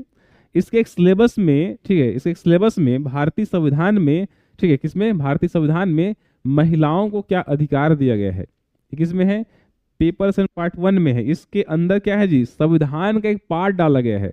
कौन सा पार्ट है, तो भारतीय संविधान में महिलाओं के से जुड़े कौन कौन से प्रावधान हैं, खास उनकी सुरक्षा, उनके सशक्तिकरण से जुड़े कौन कौन से प्रावधान हैं, ये यहाँ पर जोड़ा गया है। तो अब ये हमारे टॉपिक इसमें पूरा पेपर किसका है, मेंस का है, बट उसका एक हिस्सा, एक टॉपिक इसमें है, प्रीलिम्स में भी आता है, मेंस में भी आता है। तो उसी टॉपिक को हम यहाँ पर एक चर्चा में शुरुआत करते हैं, समझते हैं कि किस तरह से हमारा क्लास यहाँ पे कंडक्ट यहाँ पर होने वाला है। देखेंगे तो टॉपिक क्या है, तो भारतीय संविधान के अंतर्गत महिलाओं को क्या क्या अधिकार है, क्या क्या प्रावधान हमारा मिलता है, ये हमारा मेंस में है। किस में है, मेंस में है। और यहीं पर सवाल किस में आता है, प्रीलिम्स में भी आता है। इस टॉपिक पर सवाल आपके मेंस में तो आ ही रहे हैं, 2 नंबर, 4 नंबर, 8 नंबर में, बट इस टॉपिक से जो सवाल है वनडे एग्जाम में, खासकर PSC प्रीलिम्स में सवाल पूछते हैं। तो आइए देखते हैं टॉपिक क्या है। तो भारतीय संविधान के अंतर्गत महिलाओं को प्राप्त अधिकार या महिला सशक्तिकरण से जुड़े प्रावधान क्या क्या है। तो ये भी पूछा जाएगा, जब सवाल पूछा जाएगा कि भारतीय संविधान के अंतर्गत महिलाओं से जुड़े कौन कौन से प्रावधान है, तो हम क्या क्या चीज हम यहाँ पर बता सकते हैं।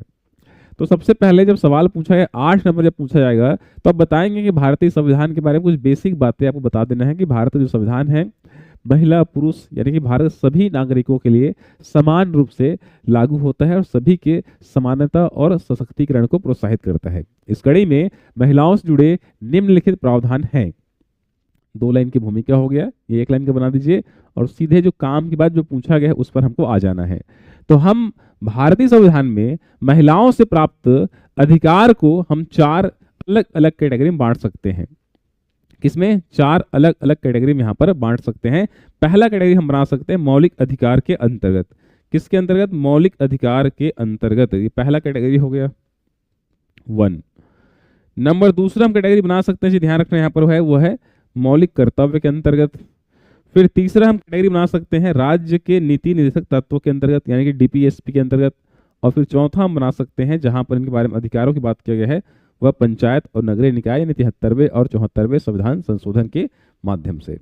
अब हम लोग समझते हैं कि मौलिक अधिकार क्या होता है। ठीक है, तो हम यहाँ बहुत लंबी व्याख्या नहीं करेंगे, बस इतना जानिए मौलिक अधिकार क्या है।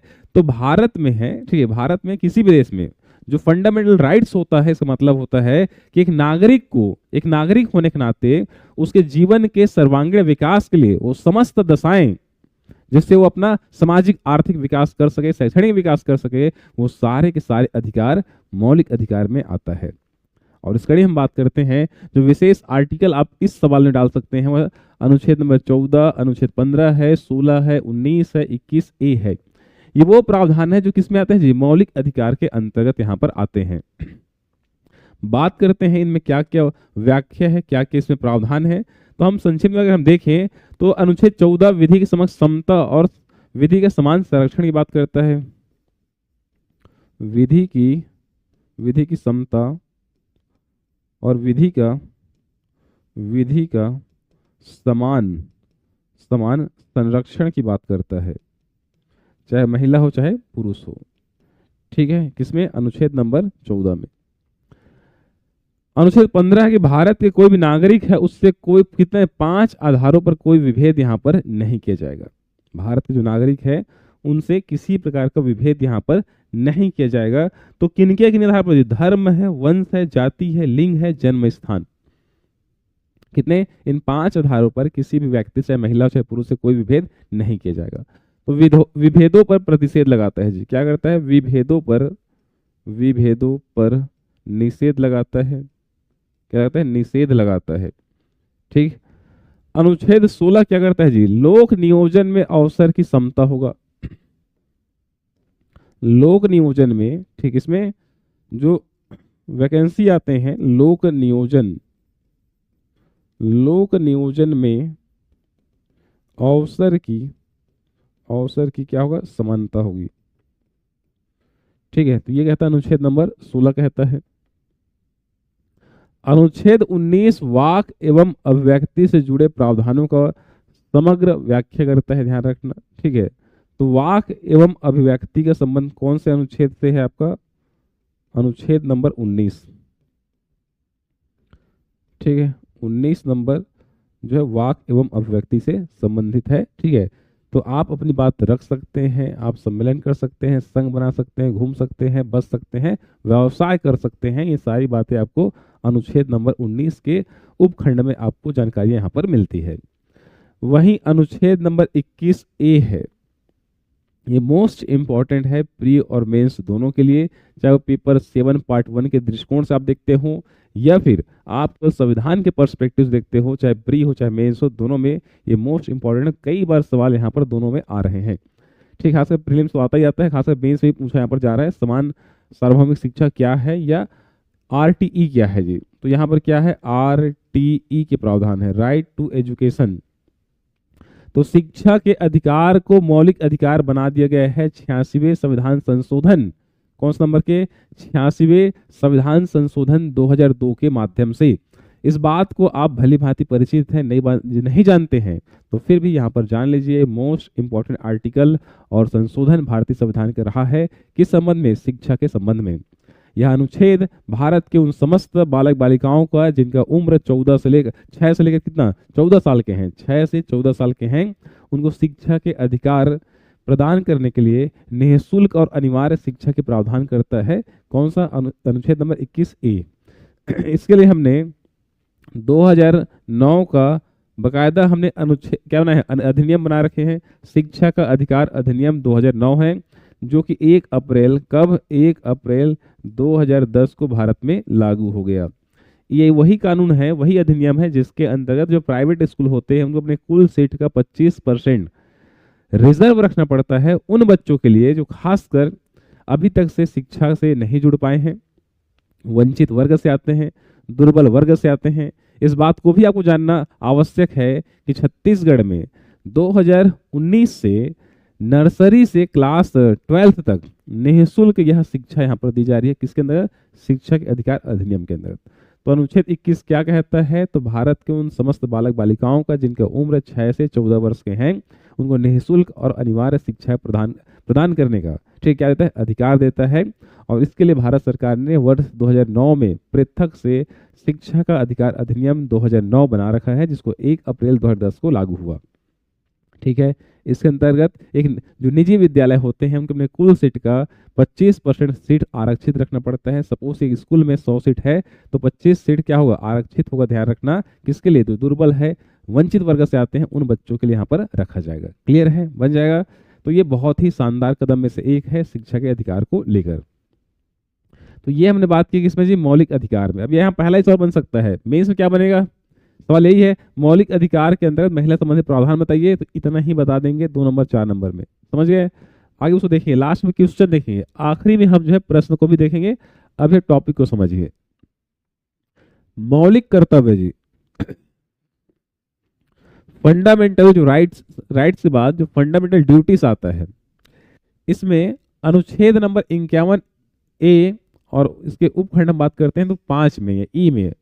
ठीक है, किसमें? 51, अनुच्छेद नंबर 51 1 या ए कह सकते हैं, और उपखंड किसमें? ई में। क्या है? तो भारत जो नागरिक हैं ऐसे प्रथाओं का त्याग करेंगे, ऐसे प्रथाओं का, रीति रिवाजों का या कुरीतियों का त्याग करेंगे जो महिलाओं के गरिमा के विरुद्ध है। ये डायरेक्ट महिलाओं के किससे जुड़ता है जी? संविधान में उनके जो सशक्तिकरण के प्रावधान है उससे यहाँ पर जुड़ता है। ठीक है, तो ऐसे रीति एवं प्रथाओं का, ऐसे प्रथाओं का त्याग किया जाएगा। ऐसे प्रथाओं का त्याग करेंगे कौन? नागरिक त्याग करेंगे जो महिलाओं के गरिमा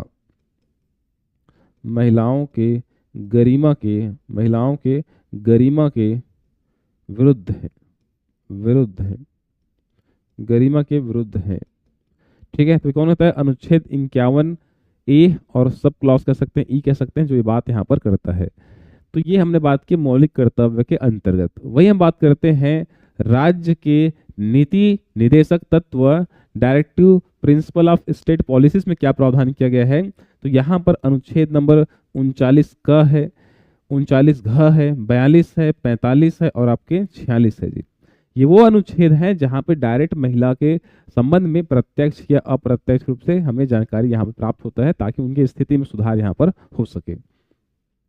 जहां अनुच्छेद नंबर 39 का जो है आजीविका पार्जन के समान अवसर देने की बात करता है। किसके लिए? आजीविका पार्जन के लिए, ठीक है, लाइवलीहुड के लिए अवसर देने की बात करता है जी। तो आजीविका पार्जन के लिए पर्याप्त साधन लिखना इसमें। आजीविका पार्जन के लिए आजीविका पार्जन के पर्याप्त क्या देना है? साधन की बात करता है। क्या करता है? साधन की बात करता है जी, साधन देने की। ठीक है, तो यहां लिखता है साधन देने की बात करता है, पर्याप्त साधन उपलब्ध कराने की बात करता है, इसको स्टेट को बात करता है। ठीक है, पहला हो गया। तो वे चाहे महिला चाहे पुरुष हो, एक राज्य के नागरिक हैं आपके राज्य के, तो उस राज्य सरकार का दायित्व होगा यहाँ पर जो है कि वह उनके आजीविका पार्जन के पर्याप्त व्यवस्था करे। मनरेगा योजना क्या है? इसका एग्जाम्पल है, केंद्र सरकार ने मनरेगा योजना लॉन्च करता है। ठीक है, ध्यान रखना, आप सबको पता होगा 2 फरवरी 2006 को मनरेगा अपने आप में कानून है, अधिनियम है। तो क्या कर रहा है जी? मनरेगा ने ग्रामीण क्षेत्रों में महिलाओं पुरुषों को रोजगार के अवसर यहाँ पर दिया है। 39 अनुच्छेद नंबर 39 घ है जी, डी है, जो समान कार्य के लिए समान वेतन की बात करता है जी। यानी महिला पुरुष दोनों अगर एक काम को समान कार्य करेंगे तो उनका वेतन भी क्या होना चाहिए? समान होना चाहिए। इस बात का समर्थन करता है, तस्दीक करता है। तो समान कार्य के लिए समान वेतन की बात करता है। तो समान कार्य के लिए समान वेतन या मजदूरी की बात करता है। ध्यान रखना आपका अनुच्छेद नंबर 39 आपके कौन है, डी है जी। कलेक्टर चाहे महिला बने चाहे पुरुष बने, डिप्टी कलेक्टर चाहे कोई लड़की बने चाहे लड़का बोले, सैलरी दोनों क्या होगा जी, इक्वलेंट होगा। ध्यान रखना उसमें कोई भेदभाव यहाँ पर नहीं किया जाएगा कि लड़की है। अगला है अनुच्छेद नंबर 42 है, जो मानवोचित दशाओं, जो कार्य स्थल होगा वहां पर मानवोचित दशाएं और प्रसूति सहायता की बात करता है, मैटरनिटी लीव की बात करता है। कार्य की न्यायोचित, कार्य की क्या होगा, न्यायोचित, कार्य की न्यायोचित दशाएं प्लस क्या बोलता है, मातृत्व, क्या बोलता है, मातृत्व या प्रसूति सहायता बोल सकते हैं, क्या बोलते हैं, प्रसूति सहायता की बात करता है जी। क्या करता है, प्रसूति सहायता की बात करता है। क्लियर है, यही वो अनुच्छेद है, ध्यान रखना यही वो अनुच्छेद है, आर्टिकल है, जिसके कारण वर्ष 1961 में क्या बनता है, तो आपका हमारे देश में जो ऐसे महिलाएं जो सरकारी स्थलों में कार्य करती हैं, ठीक है, किसमें, सरकारी स्थलों में काम करती हैं, ऑफिसों में काम करती हैं, उनके कार्य के दौरान वह अगर महिला प्रेग्नेंट है, गर्भवती है, तो उसके गर्भावस्था के दौरान उसके बेहतर हेल्थ के लिए, बच्चे के बेहतर डेवलपमेंट के लिए उन्हें 26 सप्ताह का, कितने सप्ताह का, 26 सप्ताह का उनको जो है मातृत्व अवकाश यहाँ पर दिया जाता है। तो 1961 में मातृत्व अवकाश अधिनियम 1961 पास किया गया सिर्फ एक अनुच्छेद के कारण। तो यही तो आपको खूबी है प्री का मेंस की, यही खूबी है कि आपको वो सारी बातें याद रखना है जो प्री के लिए भी काम का, ये सब क्या है, प्री में आएंगे, प्लस हम डिटेल कर रहे हैं, व्याख्या कर रहे हैं, उसको आपको मेंस में अच्छे से लिखना है। क्लियर है, तो ये हमने बात की। तो 1961 में मातृत्व अवकाश अधिनियम बनाया गया और उसके अंतर्गत आज 52 कितना सप्ताह, तो आज हम बात करते हैं, तो जो सप्ताह है जी, ध्यान रखना 26 सप्ताह, 52 26 सप्ताह का क्या है, अवकाश मिलता है, यानी कि लगभग 6 महीने की आपको छुट्टी मिलता है। उस टाइम भी आपको पेमेंट यहाँ पर दिया जाएगा। कितने बच्चों को, तो प्रथम दो बच्चे होते तक यह आपको छुट्टी यहाँ पर मिलेगा। नेक्स्ट आते हैं जी, अनुच्छेद नंबर 45 है, ये भी डायरेक्ट 21A और 45 को एक साथ पढ़ना चाहिए। क्यों, कि जो ऐसे बच्चे हैं जिनकी उम्र क्या है जी, 6 वर्ष से, कितना, 6 वर्ष से कम के हैं, कितना, 6 वर्ष से कम के बच्चे हैं, तो उनको प्रारंभिक देखरेख और शिक्षा के प्रावधान करता है अनुच्छेद नंबर 45। और इसी कारण देश भर में क्या खुला जी, देश भर में आंगनबाड़ी केंद्र खुला, जहां बच्चों के प्रारंभिक देखरेख और शिक्षा व्यवस्था करता है। तो आंगनबाड़ी वाला आर्टिकल कौन सा है, अनुच्छेद कौन सा है, 45 है जी। कौन सा है, 45 है। वहीं पर 46 में बोला गया है, राज्य सरकार का दायित्व है कि जो वंचित वर्ग हैं, दुर्बल वर्ग में आते हैं, उनके क्या करने के लिए, शैक्षणिक और आर्थिक हितों को प्रोत्साहित करने के लिए सरकार कदम उठाएंगे, प्रावधान यहाँ पर करेंगे जी। क्लियर है, तो ये बोलता है जो आर्थिक रूप से, ठीक है, शैक्षणिक रूप से जो कमजोर वर्ग हैं, उनके सशक्तिकरण के लिए सरकार विशेष कदम यहाँ पर उठाएगी। वहीं पर बात करते हैं भाग 4 में जाए, जहां पर महिलाओं के लिए भी बात करता है, चाहे प्रत्यक्ष या अप्रत्यक्ष रूप से हो। तो अनुच्छेद नंबर 243D है जी, पंचायतों में क्या होगा जी, पंचायतों में 1/3 क्या होगा जी, आरक्षण की बात करता है जी, महिलाओं को पंचायतों में, ठीक है, पंचायतों में महिला आरक्षण की बात करता है। तो ध्यान रखना 1/3 जो सीट होगी इसका होगा महिलाओं के लिए आरक्षित होगा, और छत्तीसगढ़ में 50% सीट पंचायतों में क्या है जी, महिलाओं के लिए आरक्षित है। इसी कारण महिलाएं क्या बन रही हैं जी, गांव में सरपंच बन रही है। हालांकि महिला तो सरपंच बन जाती है, पर पति का रोल रहता है, ठीक है, वो सरपंच बनने के बाद भी सरपंचिन कहलाती है, और पुरुष जो है क्या है, सरपंच कहलाता है। तो ये बिल्कुल गलत बात है, ठीक है, ये क्या है, बिल्कुल गलत बात है, बट ये पावर दिया गया है महिलाओं को इसमें, इस कारण वो बन पा रहे हैं यहाँ पर। और सेम यहाँ पर नगरीय निकाय में, नगरीय निकायों में महिलाओं को आरक्षण की बात करता है 243 टी करता है जी। कौन करता है? 243 टी करता है। तो ये हम इस तरह से हम टॉपिक को पढ़ेंगे। ये तो मैं एक तरह से हम आपको बता रहे हैं कैसे पढ़ाएंगे, इसको फुल डिटेल हम पढ़ाएंगे जी, फुल डिटेल में हम चर्चा करेंगे। इतना लिख के ख़त्म नहीं करेंगे, बाकायदा क्लास में नोट्स भी बनाएंगे, प्रॉपर प्रिंटेड नोट्स भी दिया जाएगा। और इतना करने के बाद इस टॉपिक पर किस तरह से सवाल पीएससी प्रीलिम्स बने हुए हैं या बन सकते हैं उनको हम बताएंगे आपको। साथ साथ कैसे इस टॉपिक पर जो सवाल बन सकते हैं मेंस में आंसर राइटिंग के लिए, उसको भी हम यहाँ पर देखेंगे। तो आइए देखते हैं पहला सवाल।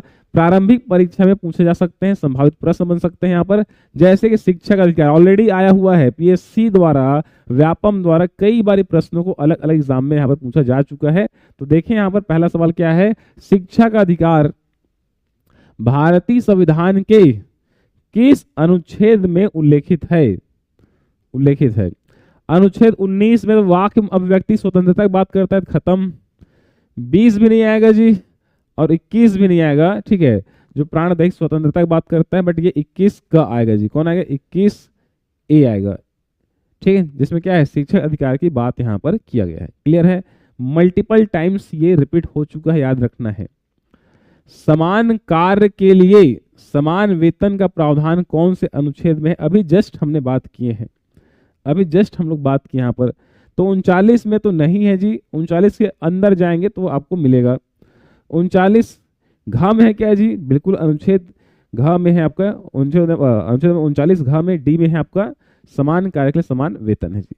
तो इस तरह से हम टॉपिक पढ़ने के बाद उस पर क्या क्या सवाल बनते हैं या बन सकते हैं उनको हम यहाँ पर देखेंगे, और फिर उसी पर मेंस में किस तरह से आपका अप्रोच होना चाहिए आंसर राइटिंग को लेकर, ये भी हम यहाँ पर चर्चा में समावेश यहाँ पर करेंगे। तो मुख्य परीक्षा में पूछे जाने वाले संभावित प्रश्न क्या है? तो पहला प्रश्न, शिक्षा के अधिकार से क्या तात्पर्य है? भारतीय संविधान के अंदर महिलाओं से जुड़े प्रावधान बताइए। 100 शब्द 8 अंक के लिए।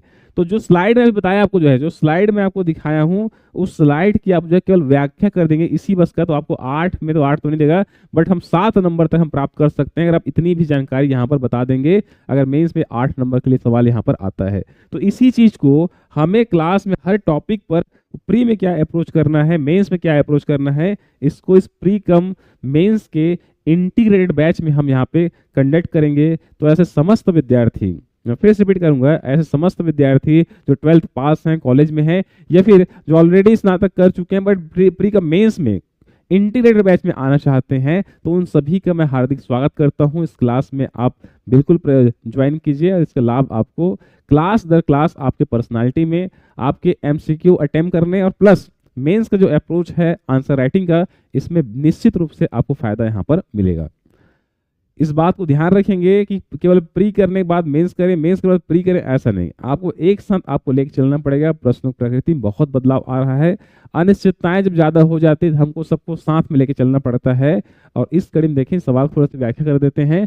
शिक्षक अधिकार से क्या तात्पर्य है? तो बताएंगे आप जो है शिक्षा के अधिकार से जुड़ा भारतीय संविधान का अनुच्छेद 21A है, जहां पर शिक्षा के अधिकार का प्रावधान किया गया है।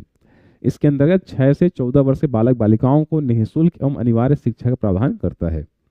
इस संबंध में भारत सरकार द्वारा भारतीय संविधान में 86 नंबर का 86वां संविधान संशोधन किया गया वर्ष 2002 में, जिसके अंतर्गत भारत में 6 से 14 वर्ष के बच्चों को क्या है निःशुल्क और अनिवार्य शिक्षा का प्रावधान यहाँ पर 1 अप्रैल 2010 से लागू कर दिया गया।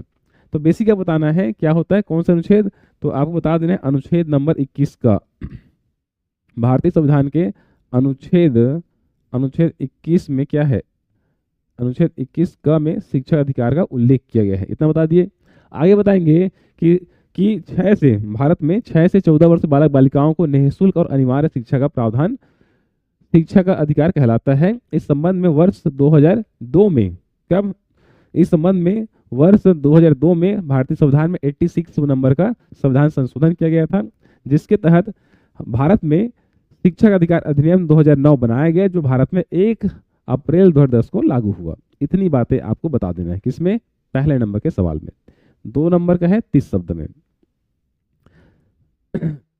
करेक्ट 30 ही होगा, चिंता मत करो। नेक्स्ट, भारतीय संविधान के अंतर्गत महिलाओं से जुड़े प्रावधान बताइए। तो जो चार्ट है जी, अभी जो चार्ट हमने बनाए हैं उस चार्ट की बस डायग्राम बना देना है, उसकी व्याख्या कर देना है, सफिशिएंट हो जाएगा आपके 100 शब्द के लिए। क्लियर है? तो ये हमने बात किए कि प्री और मेंस में हम किस तरह से अप्रोच क्लास का रखने वाले हैं। आपके मन में कोई जिज्ञासा है, कोई प्रश्न है, तो नीचे आपको पट्टी दिख ही रहा है कॉन्टैक्ट नंबर का, आप इस कॉन्टैक्ट नंबर में भी आप जानकारी ले सकते हैं। कोई और आपके सवाल है तो आप कमेंट करके भी यहाँ पर पूछ सकते हैं। ठीक है, तो आपको इस बैच के बारे में जितनी भी जानकारी है आपको संस्थान में भी आ सकते हैं, कॉलिंग भी कर सकते हैं, बट प्रयास यही कीजिए जो है कि आपको इस नियोजन ऐसा हो गया है कि निश्चितताएं जो है केवल सीजीपीएससी को लेकर है जी। राज्य में वैकेंसी की हम जब बात करते हैं तो सीजीपीएससी कंफर्म है, हर साल आ रहा है, पदों की संख्या कम या ज़्यादा हो सकता है। तो आपको जब कंफर्म है क्या आने वाला है, कितना आ सकता है, तो हमारी तैयारी भी क्या होना चाहिए, कंफर्म होना चाहिए। हमें ना तो प्री ना तो मेंस ऐसा लटकना नहीं है, हमें प्रॉपर वे में कंडक्ट करना है अपनी तैयारी को। और इस क्रम में आप इस प्रोग्राम से जुड़ सकते हैं। मैं चंद्र प्रकाश चेलक, किसी प्रकार की आपको जो है जानकारी है तो आप संस्थान में व्यक्तिगत आकर भी यहाँ पर मिल सकते हैं। धन्यवाद।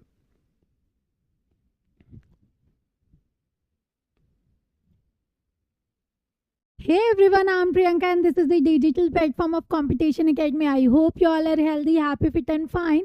So, कॉम्पिटिशन अकेडमी आपके लिए लेके आया है CGPSC pre cum mains batch, that is a integrated batch. ऐसे आप प्री मेंस इंटरव्यू के लिए एक साथ प्रिपेयर करके बिना अपना समय गंवाए अपने लक्ष्य तक बहुत ही कम समय में पहुंच सकते हैं।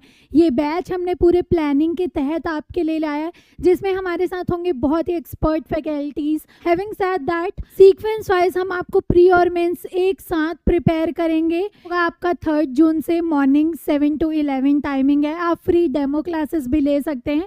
नंबर आपकी स्क्रीन पर दिया हुआ है, आप कांटेक्ट कर सकते हैं। Okay, so what I bring to the table for you all, ये मैं आपको बताती हूँ। इस बैच में जो प्री में इंपॉर्टेंट होता है करंट अफेयर प्लस स्कीम, ये मैं आपके लिए लेके आऊँगी। नेक्स्ट होगा छत्तीसगढ़ का आर्थिक सर्वेक्षण। ओके, सो आर्थिक सर्वेक्षण से आपने 5 से 7 क्वेश्चंस आते ही आते हैं प्री में। मेंस में तो पूरा इसका एक पार्ट है, वो हम देखेंगे कैसे प्री और मेंस एक साथ आपका प्रिपेयर हो सकता है। मिसलेनियस क्वेश्चंस हम करेंगे डिटेल से, जो भी आपके रिसेंट एग्जाम्स होंगे वो सारा मैं सॉल्व कराऊंगी आपको। और जो पीवाईक्यू होता है, प्रीवियस ईयर में जितने भी सवाल पूछे गए हैं वो सब कुछ पोर्शन मैं डील करूंगी। ओके, जो आपका करंट अफेयर और स्कीम होता है, ये आपके मेंस में पेपर 7 में पार्ट 1 एंड पार्ट 3 के लिए एक बार पढ़ के आप प्री और मेंस दोनों में यूटिलाइज कर सकते हैं। आपको अलग अलग से पढ़ने की ज़रूरत नहीं है अपना टाइम वेस्ट करने की। ओके, आर्थिक सर्वेक्षण भी आपका मेंस में काम आएगा। जो पेपर 5 होता है आपका मेंस का, उसमें छत्तीसगढ़ की अर्थव्यवस्था होती है। तो आर्थिक सर्वेक्षण का पूरा पार्ट है, ये यहाँ पे आपका यूटिलाइज होगा। इसकी सेपरेट क्लासेस आपके जो बेस्ट फैकल्टी हैं वो लेंगे और ये सारा पोर्शन डेमो क्वेश्चंस कैसे सवाल आते हैं ये मैं आपको बताती हूँ। प्री में पूछा गया सवाल है, ये आपका करंट अफेयर से सवाल है। करंट से प्री में ऐसे सवाल बनते हैं जो मल्टीपल चॉइस होते हैं। नेक्स्ट वुड भी छत्तीसगढ़ में धान की किस किस्म को 2021 में जीआई टैग दिया गया था, ये भी 2021 का क्वेश्चन है। इसमें आपको दिए होते हैं ऑप्शंस, जो प्री में होता है। मेंस में आपसे थ्योरेटिकल क्वेश्चन पूछे जाते हैं। हम आपको ऐसा प्रिपरेशन देंगे जिससे आप थ्योरी भी लिख पाएं। So this is a question from mains. Chhattisgarh Krishak Jeevan ज्योति योजना का लाभ प्राप्त करने हेतु कौन पात्र होगा, ये आपका सवाल होगा जिसको आपको थ्योरी में डिफाइन करना होगा। स्कीम का वीडियो आप यूट्यूब में देख सकते हैं एज अ डेमो। उसमें मैंने आपको पूरा डिटेल दिया हुआ है, योजना कब प्रारंभ हुआ, क्या प्रावधान था, उद्देश्य क्या था, ये सारा हम आपको ऐसे ही इसी फ्रेम में हम आपको सारा कुछ पढ़ाएंगे।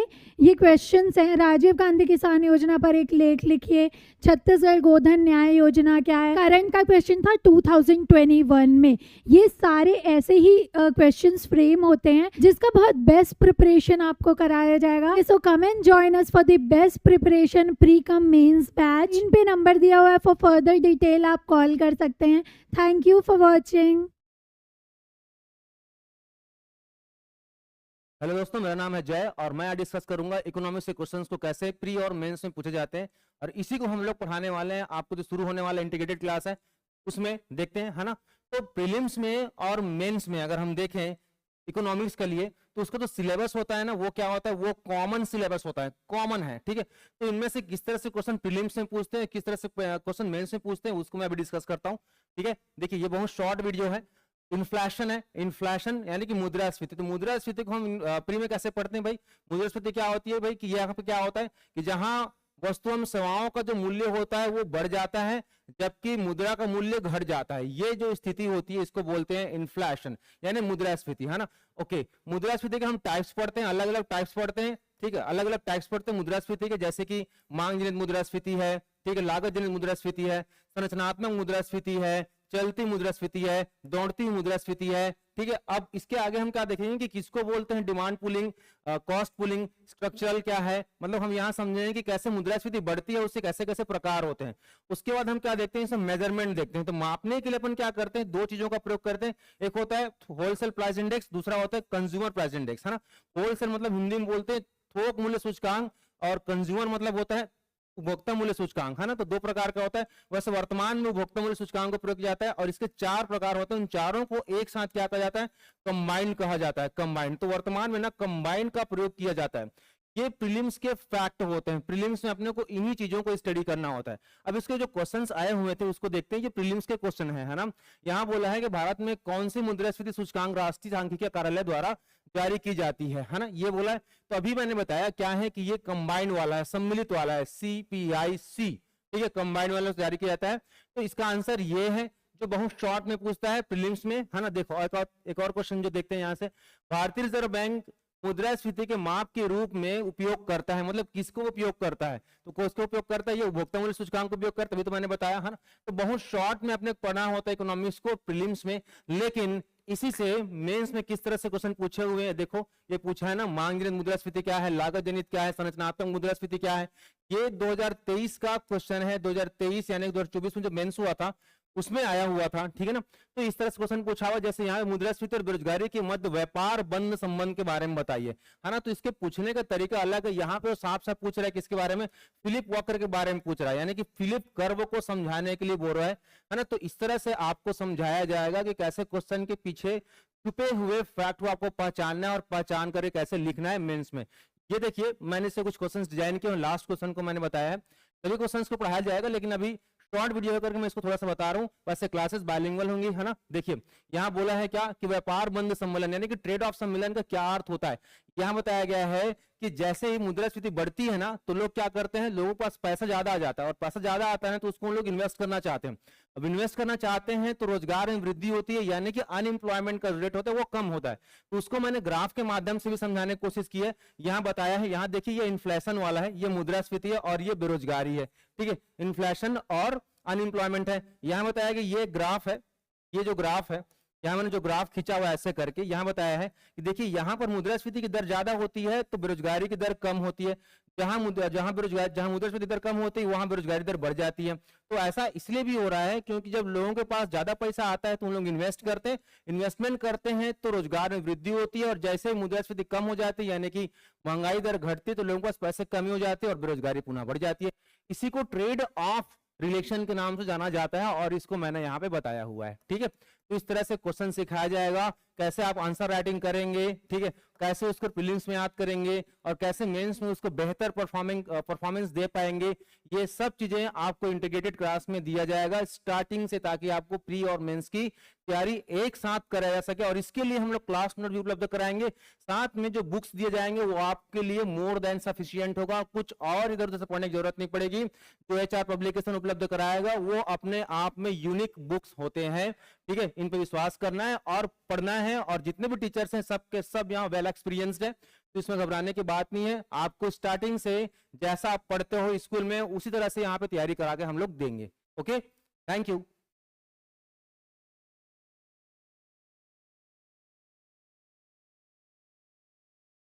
नमस्कार दोस्तों, कैसे आप सब। मेरा नाम है अभिषेक आनंद गुप्ता। आप देख रहे हैं CGPSC का हमारा चैनल जिसका नाम है कंपटीशन एकेडमी। तो चलिए शुरू करते हैं। क्या आप भी CGPSC की तैयारी कर रहे हो और आप भी चाहते हो कि हम CGPSC की तैयारी बेहतर तरीके से कर पाए, तो आपके लिए हम एक नया बैच लेकर के आ रहे हैं जिसमें इस धारणा को कोशिश है तोड़ने की कि कहा जाता है कि 3 वर्ष का समय लगता है किस कार्य में, पूरी तरीके से सीजीपीएससी प्री और मेंस की तैयारी में। लेकिन ऐसा नहीं है, इस धारणा को तोड़ने के लिए ही हम लोगों ने सीजीपीएससी प्री कम मेंस नामक एक बैच शुरू किया हुआ है। ठीक है, जो कब से शुरू हो रहा है? ये शुरू हो रहा है 3 जून 2025 से। ठीक है, 3 जून 2025 से।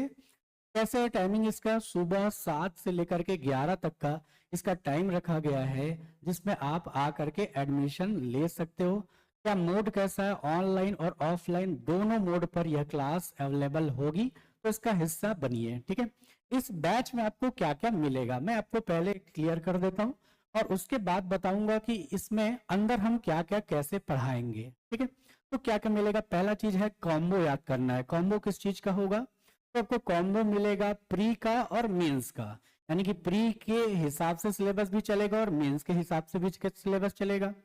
प्री के भी क्वेश्चंस होंगे आंसर सहित और मेंस के भी क्वेश्चंस होंगे आंसर सहित, यानी दोनों की समझ इसमें हम विकसित करेंगे। तीसरा क्या होगा?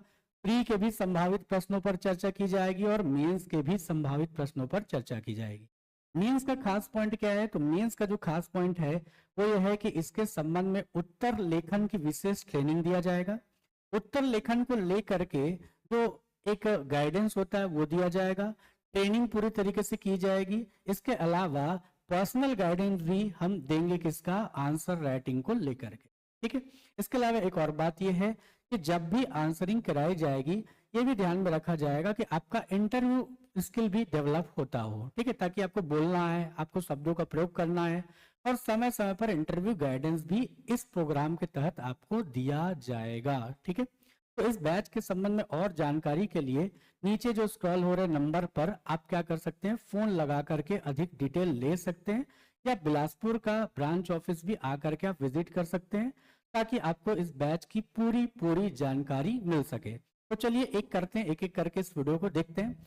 तो देखो, उदाहरण के लिए हम भारत के इतिहास पर चर्चा कर रहे हैं, तो भारत के इतिहास का हम कैसे बढ़ाएंगे? तो देखो, प्रारंभिक परीक्षा का पाठ्यक्रम क्या कहता है भारत के इतिहास को लेकर के? वो कहता है भारत का इतिहास एवं भारत का स्वतंत्रता आंदोलन, बस एक लाइन का लिख दिया। इसके बाद अंदर डिटेल सिलेबस में क्या है ये नहीं पता है। ठीक है, तो प्री का सिलेबस हो गया। अब मेंस का सिलेबस देखो, तो मुख्य परीक्षा का जो पाठ्यक्रम है इसका पेपर नंबर कौन सा? 3 और भाग, पेपर नंबर 3 और भाग 1 में आता है तो प्रागैतिहासिक काल या पाषाण काल, ये पहला टॉपिक है। अब ये जो पहला टॉपिक आप देख रहे हो, इसी पहले टॉपिक पर हम क्या करने वाले हैं?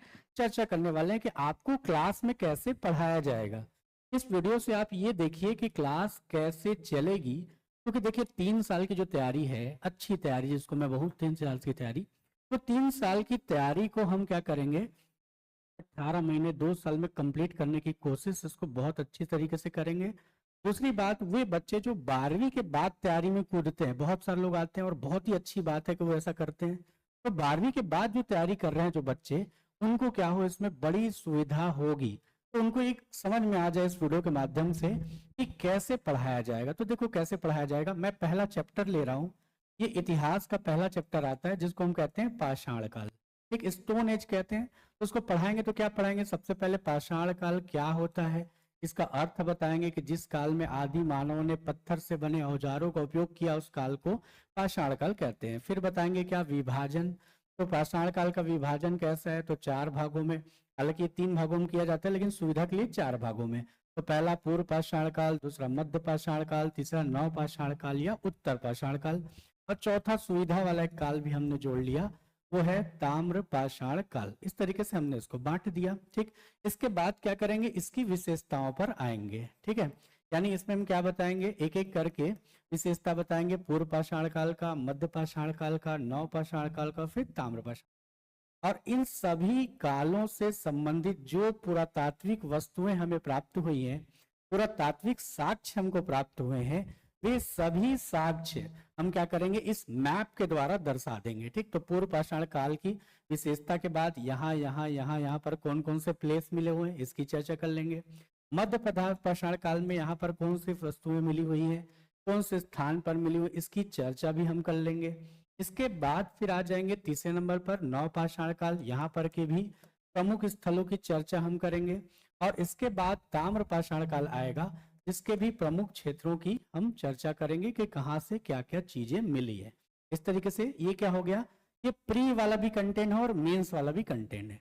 कहने का मतलब हो गया कि पूर्व पाषाण काल, मध्य पाषाण काल, ये सभी कालों का जो विशेषता है और प्रमुख स्थल है, यही क्या है, प्री और मेंस का कंटेंट है। बस थोड़ा सा अंतर कहाँ पर आ जाएगा वो भी हम थोड़ा समझ लें। तो यहाँ तो क्वेश्चन आ गया, अंतर कहाँ पर आ जाएगा मैं थोड़ा सा समझाऊं। तो देखो, ताम्र पाषाण काल से ही क्या होता है, सिंधु घाटी सभ्यता की शुरुआत हो जाती है। तो सिंधु घाटी सभ्यता का जो पूर्व पाषाण काल है, सॉरी पूर्व हड़प्पा सभ्यता है, वहां से उसकी शुरुआत हो जाती है और वहां से फिर क्या होता है, सिंधु घाटी सभ्यता तक की ये पूरा का पूरा क्रम चलता है। तो यहाँ से मेंस में थोड़ा सा हिस्सा अलग होता है और उसके बाद बाकी जो हिस्सा है पूरा का पूरा प्री वाला हिस्सा ही है। ठीक है, अब इसमें क्या है, मेंस में जब क्वेश्चन बनाते हैं तो क्या करते हैं, किसी प्लेस विशेष को उठा लेते हैं। जैसे कि आप, मैं एक क्वेश्चन आपको बताऊं, यहाँ से देखिए आप, पूर्व पाषाण काल का यहाँ पे दिखाई दे रहा है, ये पूर्व पाषाण काल का एक स्थल आपको दिखाई देगा। ये स्थल कौन सा कहलाता है, इस स्थल को कहते हैं ये, ठीक है। तो ये स्कूल को क्या कहते हैं, इसको हम कहते हैं मद्रासी संस्कृति। ठीक है, मद्रासी संस्कृति। अब ऐसा पूछा है सीजीपीएससी ने, लेकिन मद्रासी संस्कृति नाम से पढ़ोगे तो समझ में नहीं आएगा। एक्चुअल में पढ़ाया क्या जाता है प्री में, इसको कहते हैं पल्लवरम। ठीक है, पल्लवरम नामक जगह से क्या मिला हुआ है, कुल्हाड़ी का साक्ष्य मिला और उस कुल्हाड़ी के कारण इस संस्कृति का नाम मद्रास में होने के कारण इसका मद्रासी संस्कृति नाम पड़ गया। इसी तरीके से यहाँ पर सोहन घाटी संस्कृति है, यहाँ पर इसको कहा जाता है पेबुल संस्कृति, ऐसा भी इसको कहते हैं। तो ये दो महत्वपूर्ण संस्कृतियां थी जिनको लेकर के डिटेल प्रश्न पूछे जा सकते थे। तो सीजीपीएससी ने मद्रासी संस्कृति पर क्वेश्चन पूछे हैं। तो प्री और मेंस में क्या अंतर हो जाएगा, प्री में केवल नाम और वहां से क्या चीजें मिली वो पढ़ाते हैं, जबकि मेंस में क्या करते हैं, इस संस्कृति के बारे में डिटेल से पढ़ाते हैं और इसके बारे में भी डिटेल से पढ़ाते हैं। उदाहरण के लिए क्वेश्चन देखें,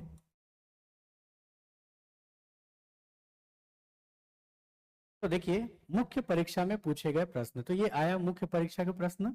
तो आपको देखो मुख्य परीक्षा का प्रश्न दिख रहा होगा, भारत में पूर्व पाषाण कालीन मद्रासी संस्कृति का वर्णन कीजिए। ठीक है, अब ये क्वेश्चन पूछा था सीजीपीएससी ने कब, 2022 में 100 शब्दों में पूछा था। अब इसी आधार पर संभावित प्रश्न भी हमको बन जाएगा। तो देखिए, पेबुल संस्कृति का वर्णन कीजिए 100 शब्दों। आई बात समझ में? तो इस तरीके से क्या है, इसको लेकर के हम चलेंगे, यानी प्री वाला कंटेंट भी और मेंस वाला कंटेंट भी। ठीक, आशा करता हूँ समझ में आया होगा। इसके अलावा आप देखो कि हम क्या करेंगे, पूर्व पाषाण काल से संबंधित जितने भी क्वेश्चन किससे आए हैं, सीजीपीएससी में अब तक के पूर्व पाषाण काल से पूछे गए प्रश्न, इसको भी क्या करेंगे, आपको तैयार करवा देंगे। जैसे ये क्वेश्चन पूछा था, प्राचीन भारत में प्रमुख पत्थर और तांबे के उपयोग पर आधारित एक संस्कृति को जिस रूप में जाना जाता है, ये क्वेश्चन पूछा हुआ था। तो इस क्वेश्चन का आंसर लेकर के चलेंगे। इसके बाद फिर दूसरा क्वेश्चन, ये भी सीजीपीएससी एआरओ में आया है, तो वो भी लेकर के चलेंगे। तीसरे नंबर पर क्वेश्चन देखिए, नवपाषाण युग, ये तो सीजीपीएससी प्री 2017 में स्पष्ट तौर पर आया हुआ है। इसके बाद देखो यहाँ पर निम्न का सही मिलान करें, ये भी सीजीपीएससी प्री 2022 में अभी अभी आया हुआ था, इस पर भी हम चर्चा करेंगे। इसके बाद फिर यहाँ पर मुख्य परीक्षा में आ जाएंगे और मुख्य परीक्षा के क्वेश्चंस पर चर्चा करेंगे। तो उसको क्या करेंगे, मैं क्या करूंगा, तो उसमें पहले मैं बता चुका हूँ मद्रासी संस्कृति, और जहां पर मद्रासी संस्कृति बताऊंगा वहीं पर क्या करूंगा, इस क्वेश्चन को जो सीजीपीएससी ने पूछा है इसका मैं आंसर करवा दूंगा और उसी पैटर्न में आपको एक आंसर लिख करके लाने बोलूंगा, लेकिन कौन सी संस्कृति का, पेबुल संस्कृति का वर्णन करें, इसको लेकर के मैं क्वेश्चन आपको दे दूंगा और आप क्वेश्चन लिख करके लाओगे, आपका इवैल्यूएशन मैं करूंगा, आपका मार्गदर्शन करूंगा, क्या चीज की कमी रह गई, और अगर आपसे सही से लिखता नहीं बन रहा तो मैं अपने मुंह से बोल बोल कर क्या करूंगा, आपको आंसर लिखाऊंगा। ठीक है, इसी तरह से एक और क्वेश्चन भी हमने बनाया हुआ है, नवपाषाण काल को नवपाषाण काल क्रांति क्यों कहते हैं, तो ये तो मैं क्लास के दौरान ही बताता हूँ। तो ये क्वेश्चन का आंसर भी आपको मैं लिख करके लाने कहूंगा, उसके बाद उसको चेक करूंगा और नहीं बनेगा तो मैं फिर से उसको लिखवाऊंगा। ठीक, तो ये पूरा का पूरा प्रोसेस चलेगा किसके माध्यम से, इस बैच के माध्यम से। इस बैच का नाम इसीलिए हमने क्या दिया हुआ है, इस बैच का नाम दिया हुआ है CGPSC pre cum mains batch, जो इंटीग्रेटेड बैच होगा। ठीक है, तो ये कब से शुरू हो रहा है, फिर से मैं बता देता हूँ, 3 जून 2025 से ये शुरू हो रहा है। कितने बजे से शुरू हो रहा है, तो सुबह 7 से लेकर के 11 बजे तक इसकी टाइमिंग रखी गई है। मोड कौन सा है, दोनों तरह का मोड है, ऑनलाइन मोड और ऑफलाइन मोड, दोनों तरह। ठीक है। तो अंततः अब ये बात हम क्लियर करते हैं, ठीक है। तो इस बैच को आप जारी कीजिए, है ना, अब आप ज्वाइन कीजिए, ठीक है। तो देर किस बात की है, अभी कॉल कीजिए, ठीक है। और कॉल करके इस नंबर पर इसकी जानकारी अगर आपको और चाहिए तो वो ले लीजिए, इसका डेमो क्लास की जानकारी आपको चाहिए वो ले लीजिए, और आ करके इसको ज्वाइन कीजिए। मिलते हैं किसी नए वीडियो में। धन्यवाद।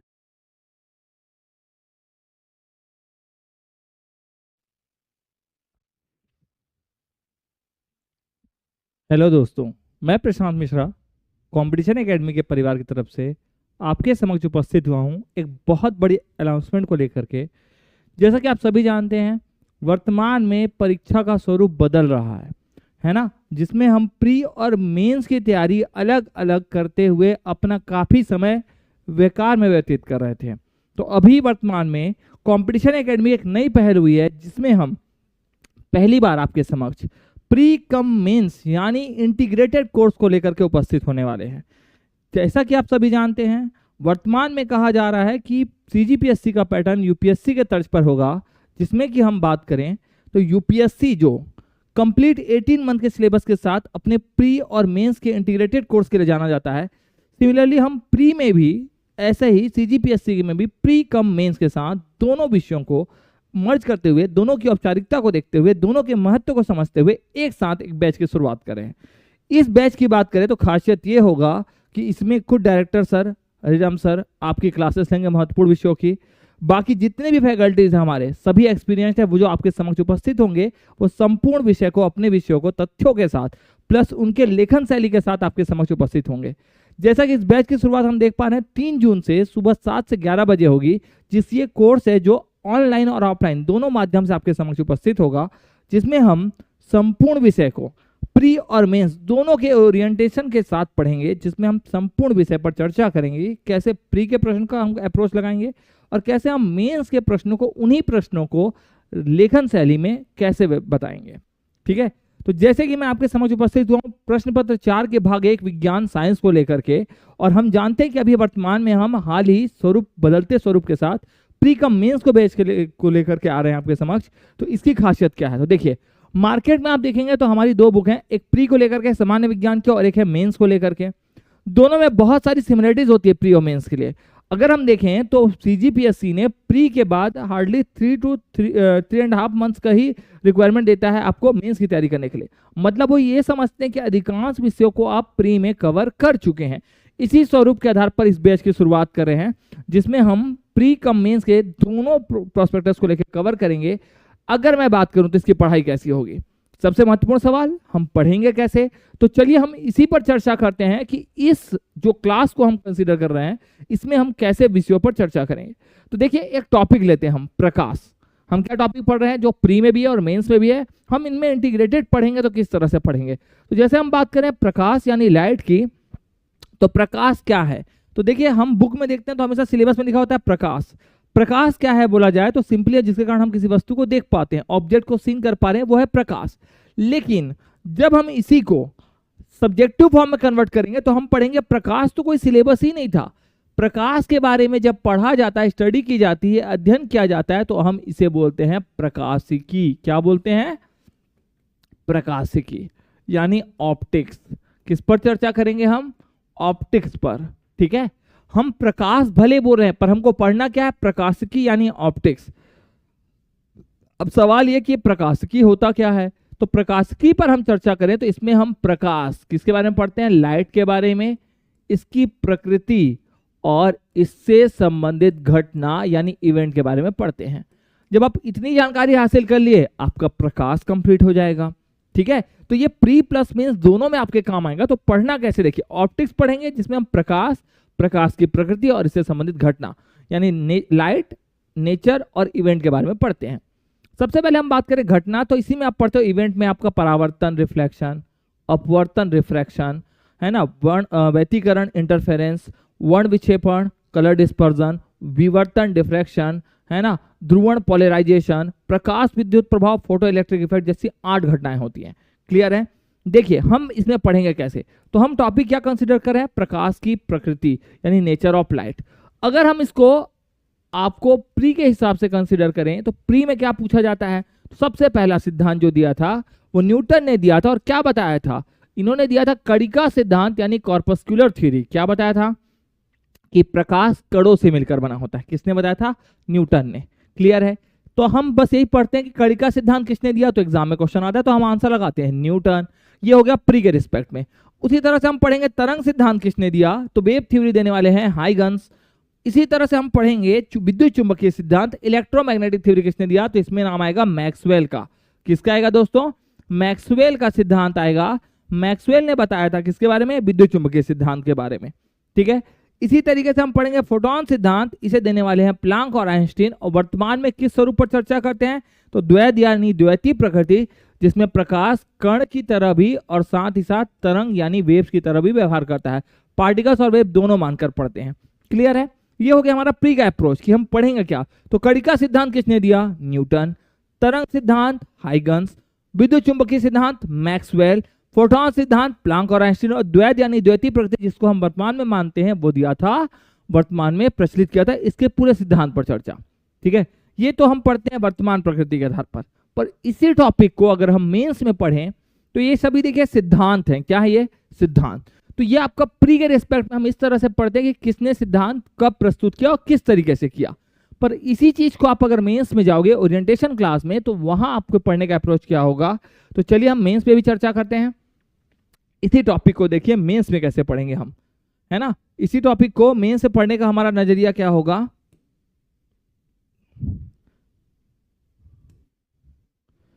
देखिए इस टॉपिक को अगर हम मेंस में पढ़ने जाएंगे तो प्रकाश की प्रकृति संबंधी तथ्यों पर विवेचना करिए या वर्णन करिए। सीधा प्रश्न आपको 8 से 15 नंबर के बीच स्कोर करवा सकता है। सिंगल पूछा तो 8 नंबर, इसमें और टॉपिक रिलेट किया तो कम से कम 15 नंबर का प्रश्न बन सकता है। तो आपको नेचर ऑफ लाइट पर आपको टिप्पणी यानी डिटेल में बताना है। तो देखिए प्रकाश की प्रकृति को समझाने के लिए 2 मान्यता है। एक दार्शनिक मान्यता है, फिलोसफर थ्योरी है, और एक साइंटिफिक मान्यता है, साइंटिस्ट की थ्योरी है जो प्रिंसिपल बेस्ड पर है।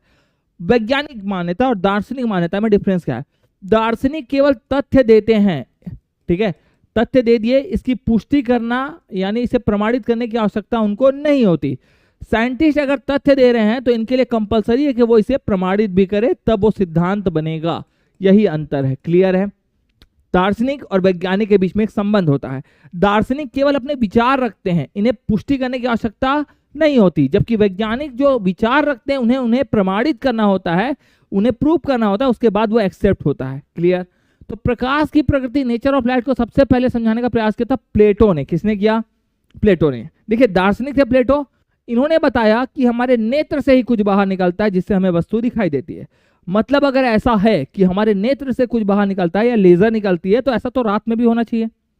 रात में कैसे होगा? तो अगर नेत्र है तो रात में भी खुली है तो उसमें से निकलना चाहिए था। तो यहाँ पे ये विचार गलत साबित हुआ, जिसमें हमने ये माना कि ऐसा कुछ पदार्थ नहीं है जो हमारे नेत्र से निकलता है जिससे हमें वस्तु दिखाई देती है। अगला सिद्धांत दिया दार्शनिक अरस्तु यानी अरिस्टोटल ने। इन्होंने बोला नेत्र और वस्तु के बीच कुछ पारदर्शी यानी ट्रांसपेरेंट मीडियम है। जब इनसे पूछा गया बताइए क्या है पारदर्शी माध्यम, तो ये चुप हो गए। क्यों? क्योंकि इन्हें खुद ही नहीं पता कि पारदर्शी माध्यम को मैं कैसे एक्सप्लेन करूं। तो यहाँ पे ये दार्शनिक विचार थे जो अपने विचार रखते थे, इन्हें प्रमाणित करने के लिए यानी अप्रूव करवाने की जरूरत नहीं पड़ती थी।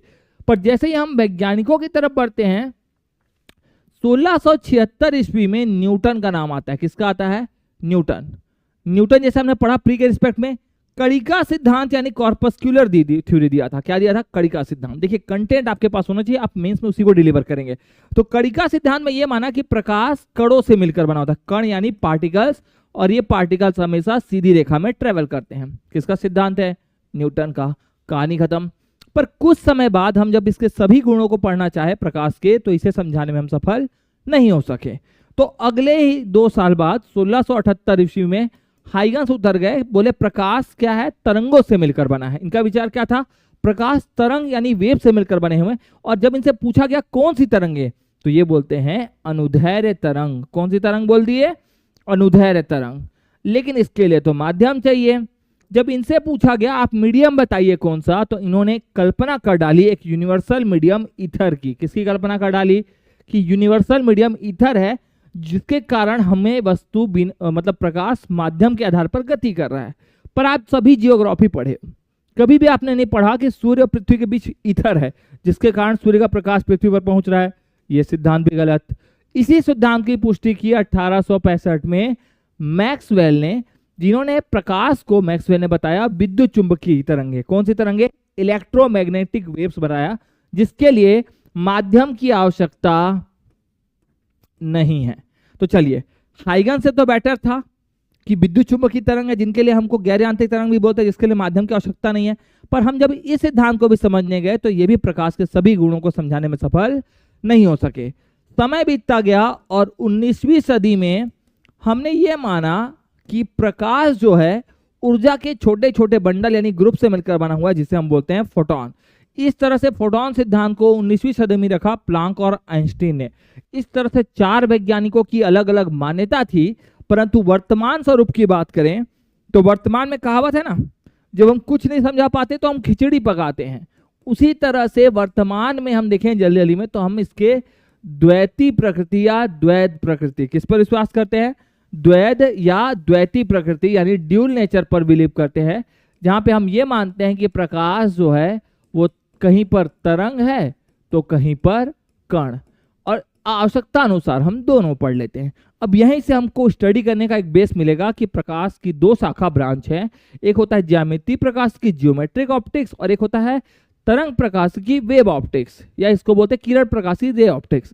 तो यहीं से हमारा स्वरूप तैयार होगा। तो मतलब टॉपिक सिमिलर है, पढ़ने का तरीका भी सिमिलर है, बस एक्सप्लेनेशन पावर ही आपको प्री से मेंस के लिए बेहतर नंबर के लिए तैयार करेगी। ठीक है, तो आपको कंटेंट प्रॉपर मिलेंगे। प्री कम मेंस में इंटीग्रेटेड बैच में आपकी खासियत ये होगी कि हम पहले प्री के बारे में क्वेश्चन डिस्कस करेंगे, कैसे प्रश्न पूछे जाते हैं, इसके बाद इसी क्वेश्चन को मेंस में आप तथ्यात्मक रूप से कैसे लिखेंगे इस पर चर्चा की जाएगी। आया समझ दोस्तों? बहुत सिंपल सी बात है। कभी अगर आप देखोगे तो यूपीएससी में हमेशा इंटीग्रेटेड बैच ही होता है। बहुत अच्छी पहल है जिसमें आप दोनों को एक साथ तैयारी कर सकते होगे, समय भी बचेगा और आपकी मेहनत भी। तो आशा करते हैं आप सभी इस बैच से जुड़ेंगे।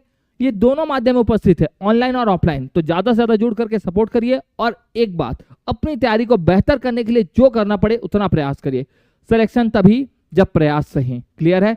तो आपको अपने और कंटेंट पर पूरा भरोसा होगा, तभी आप सक्सेस सिक्योर कर पाएंगे। मेहनत करिए तब तक जब तक परिणाम हाथ ना आ जाए। चलिए मिलते हैं क्लासरूम में। धन्यवाद।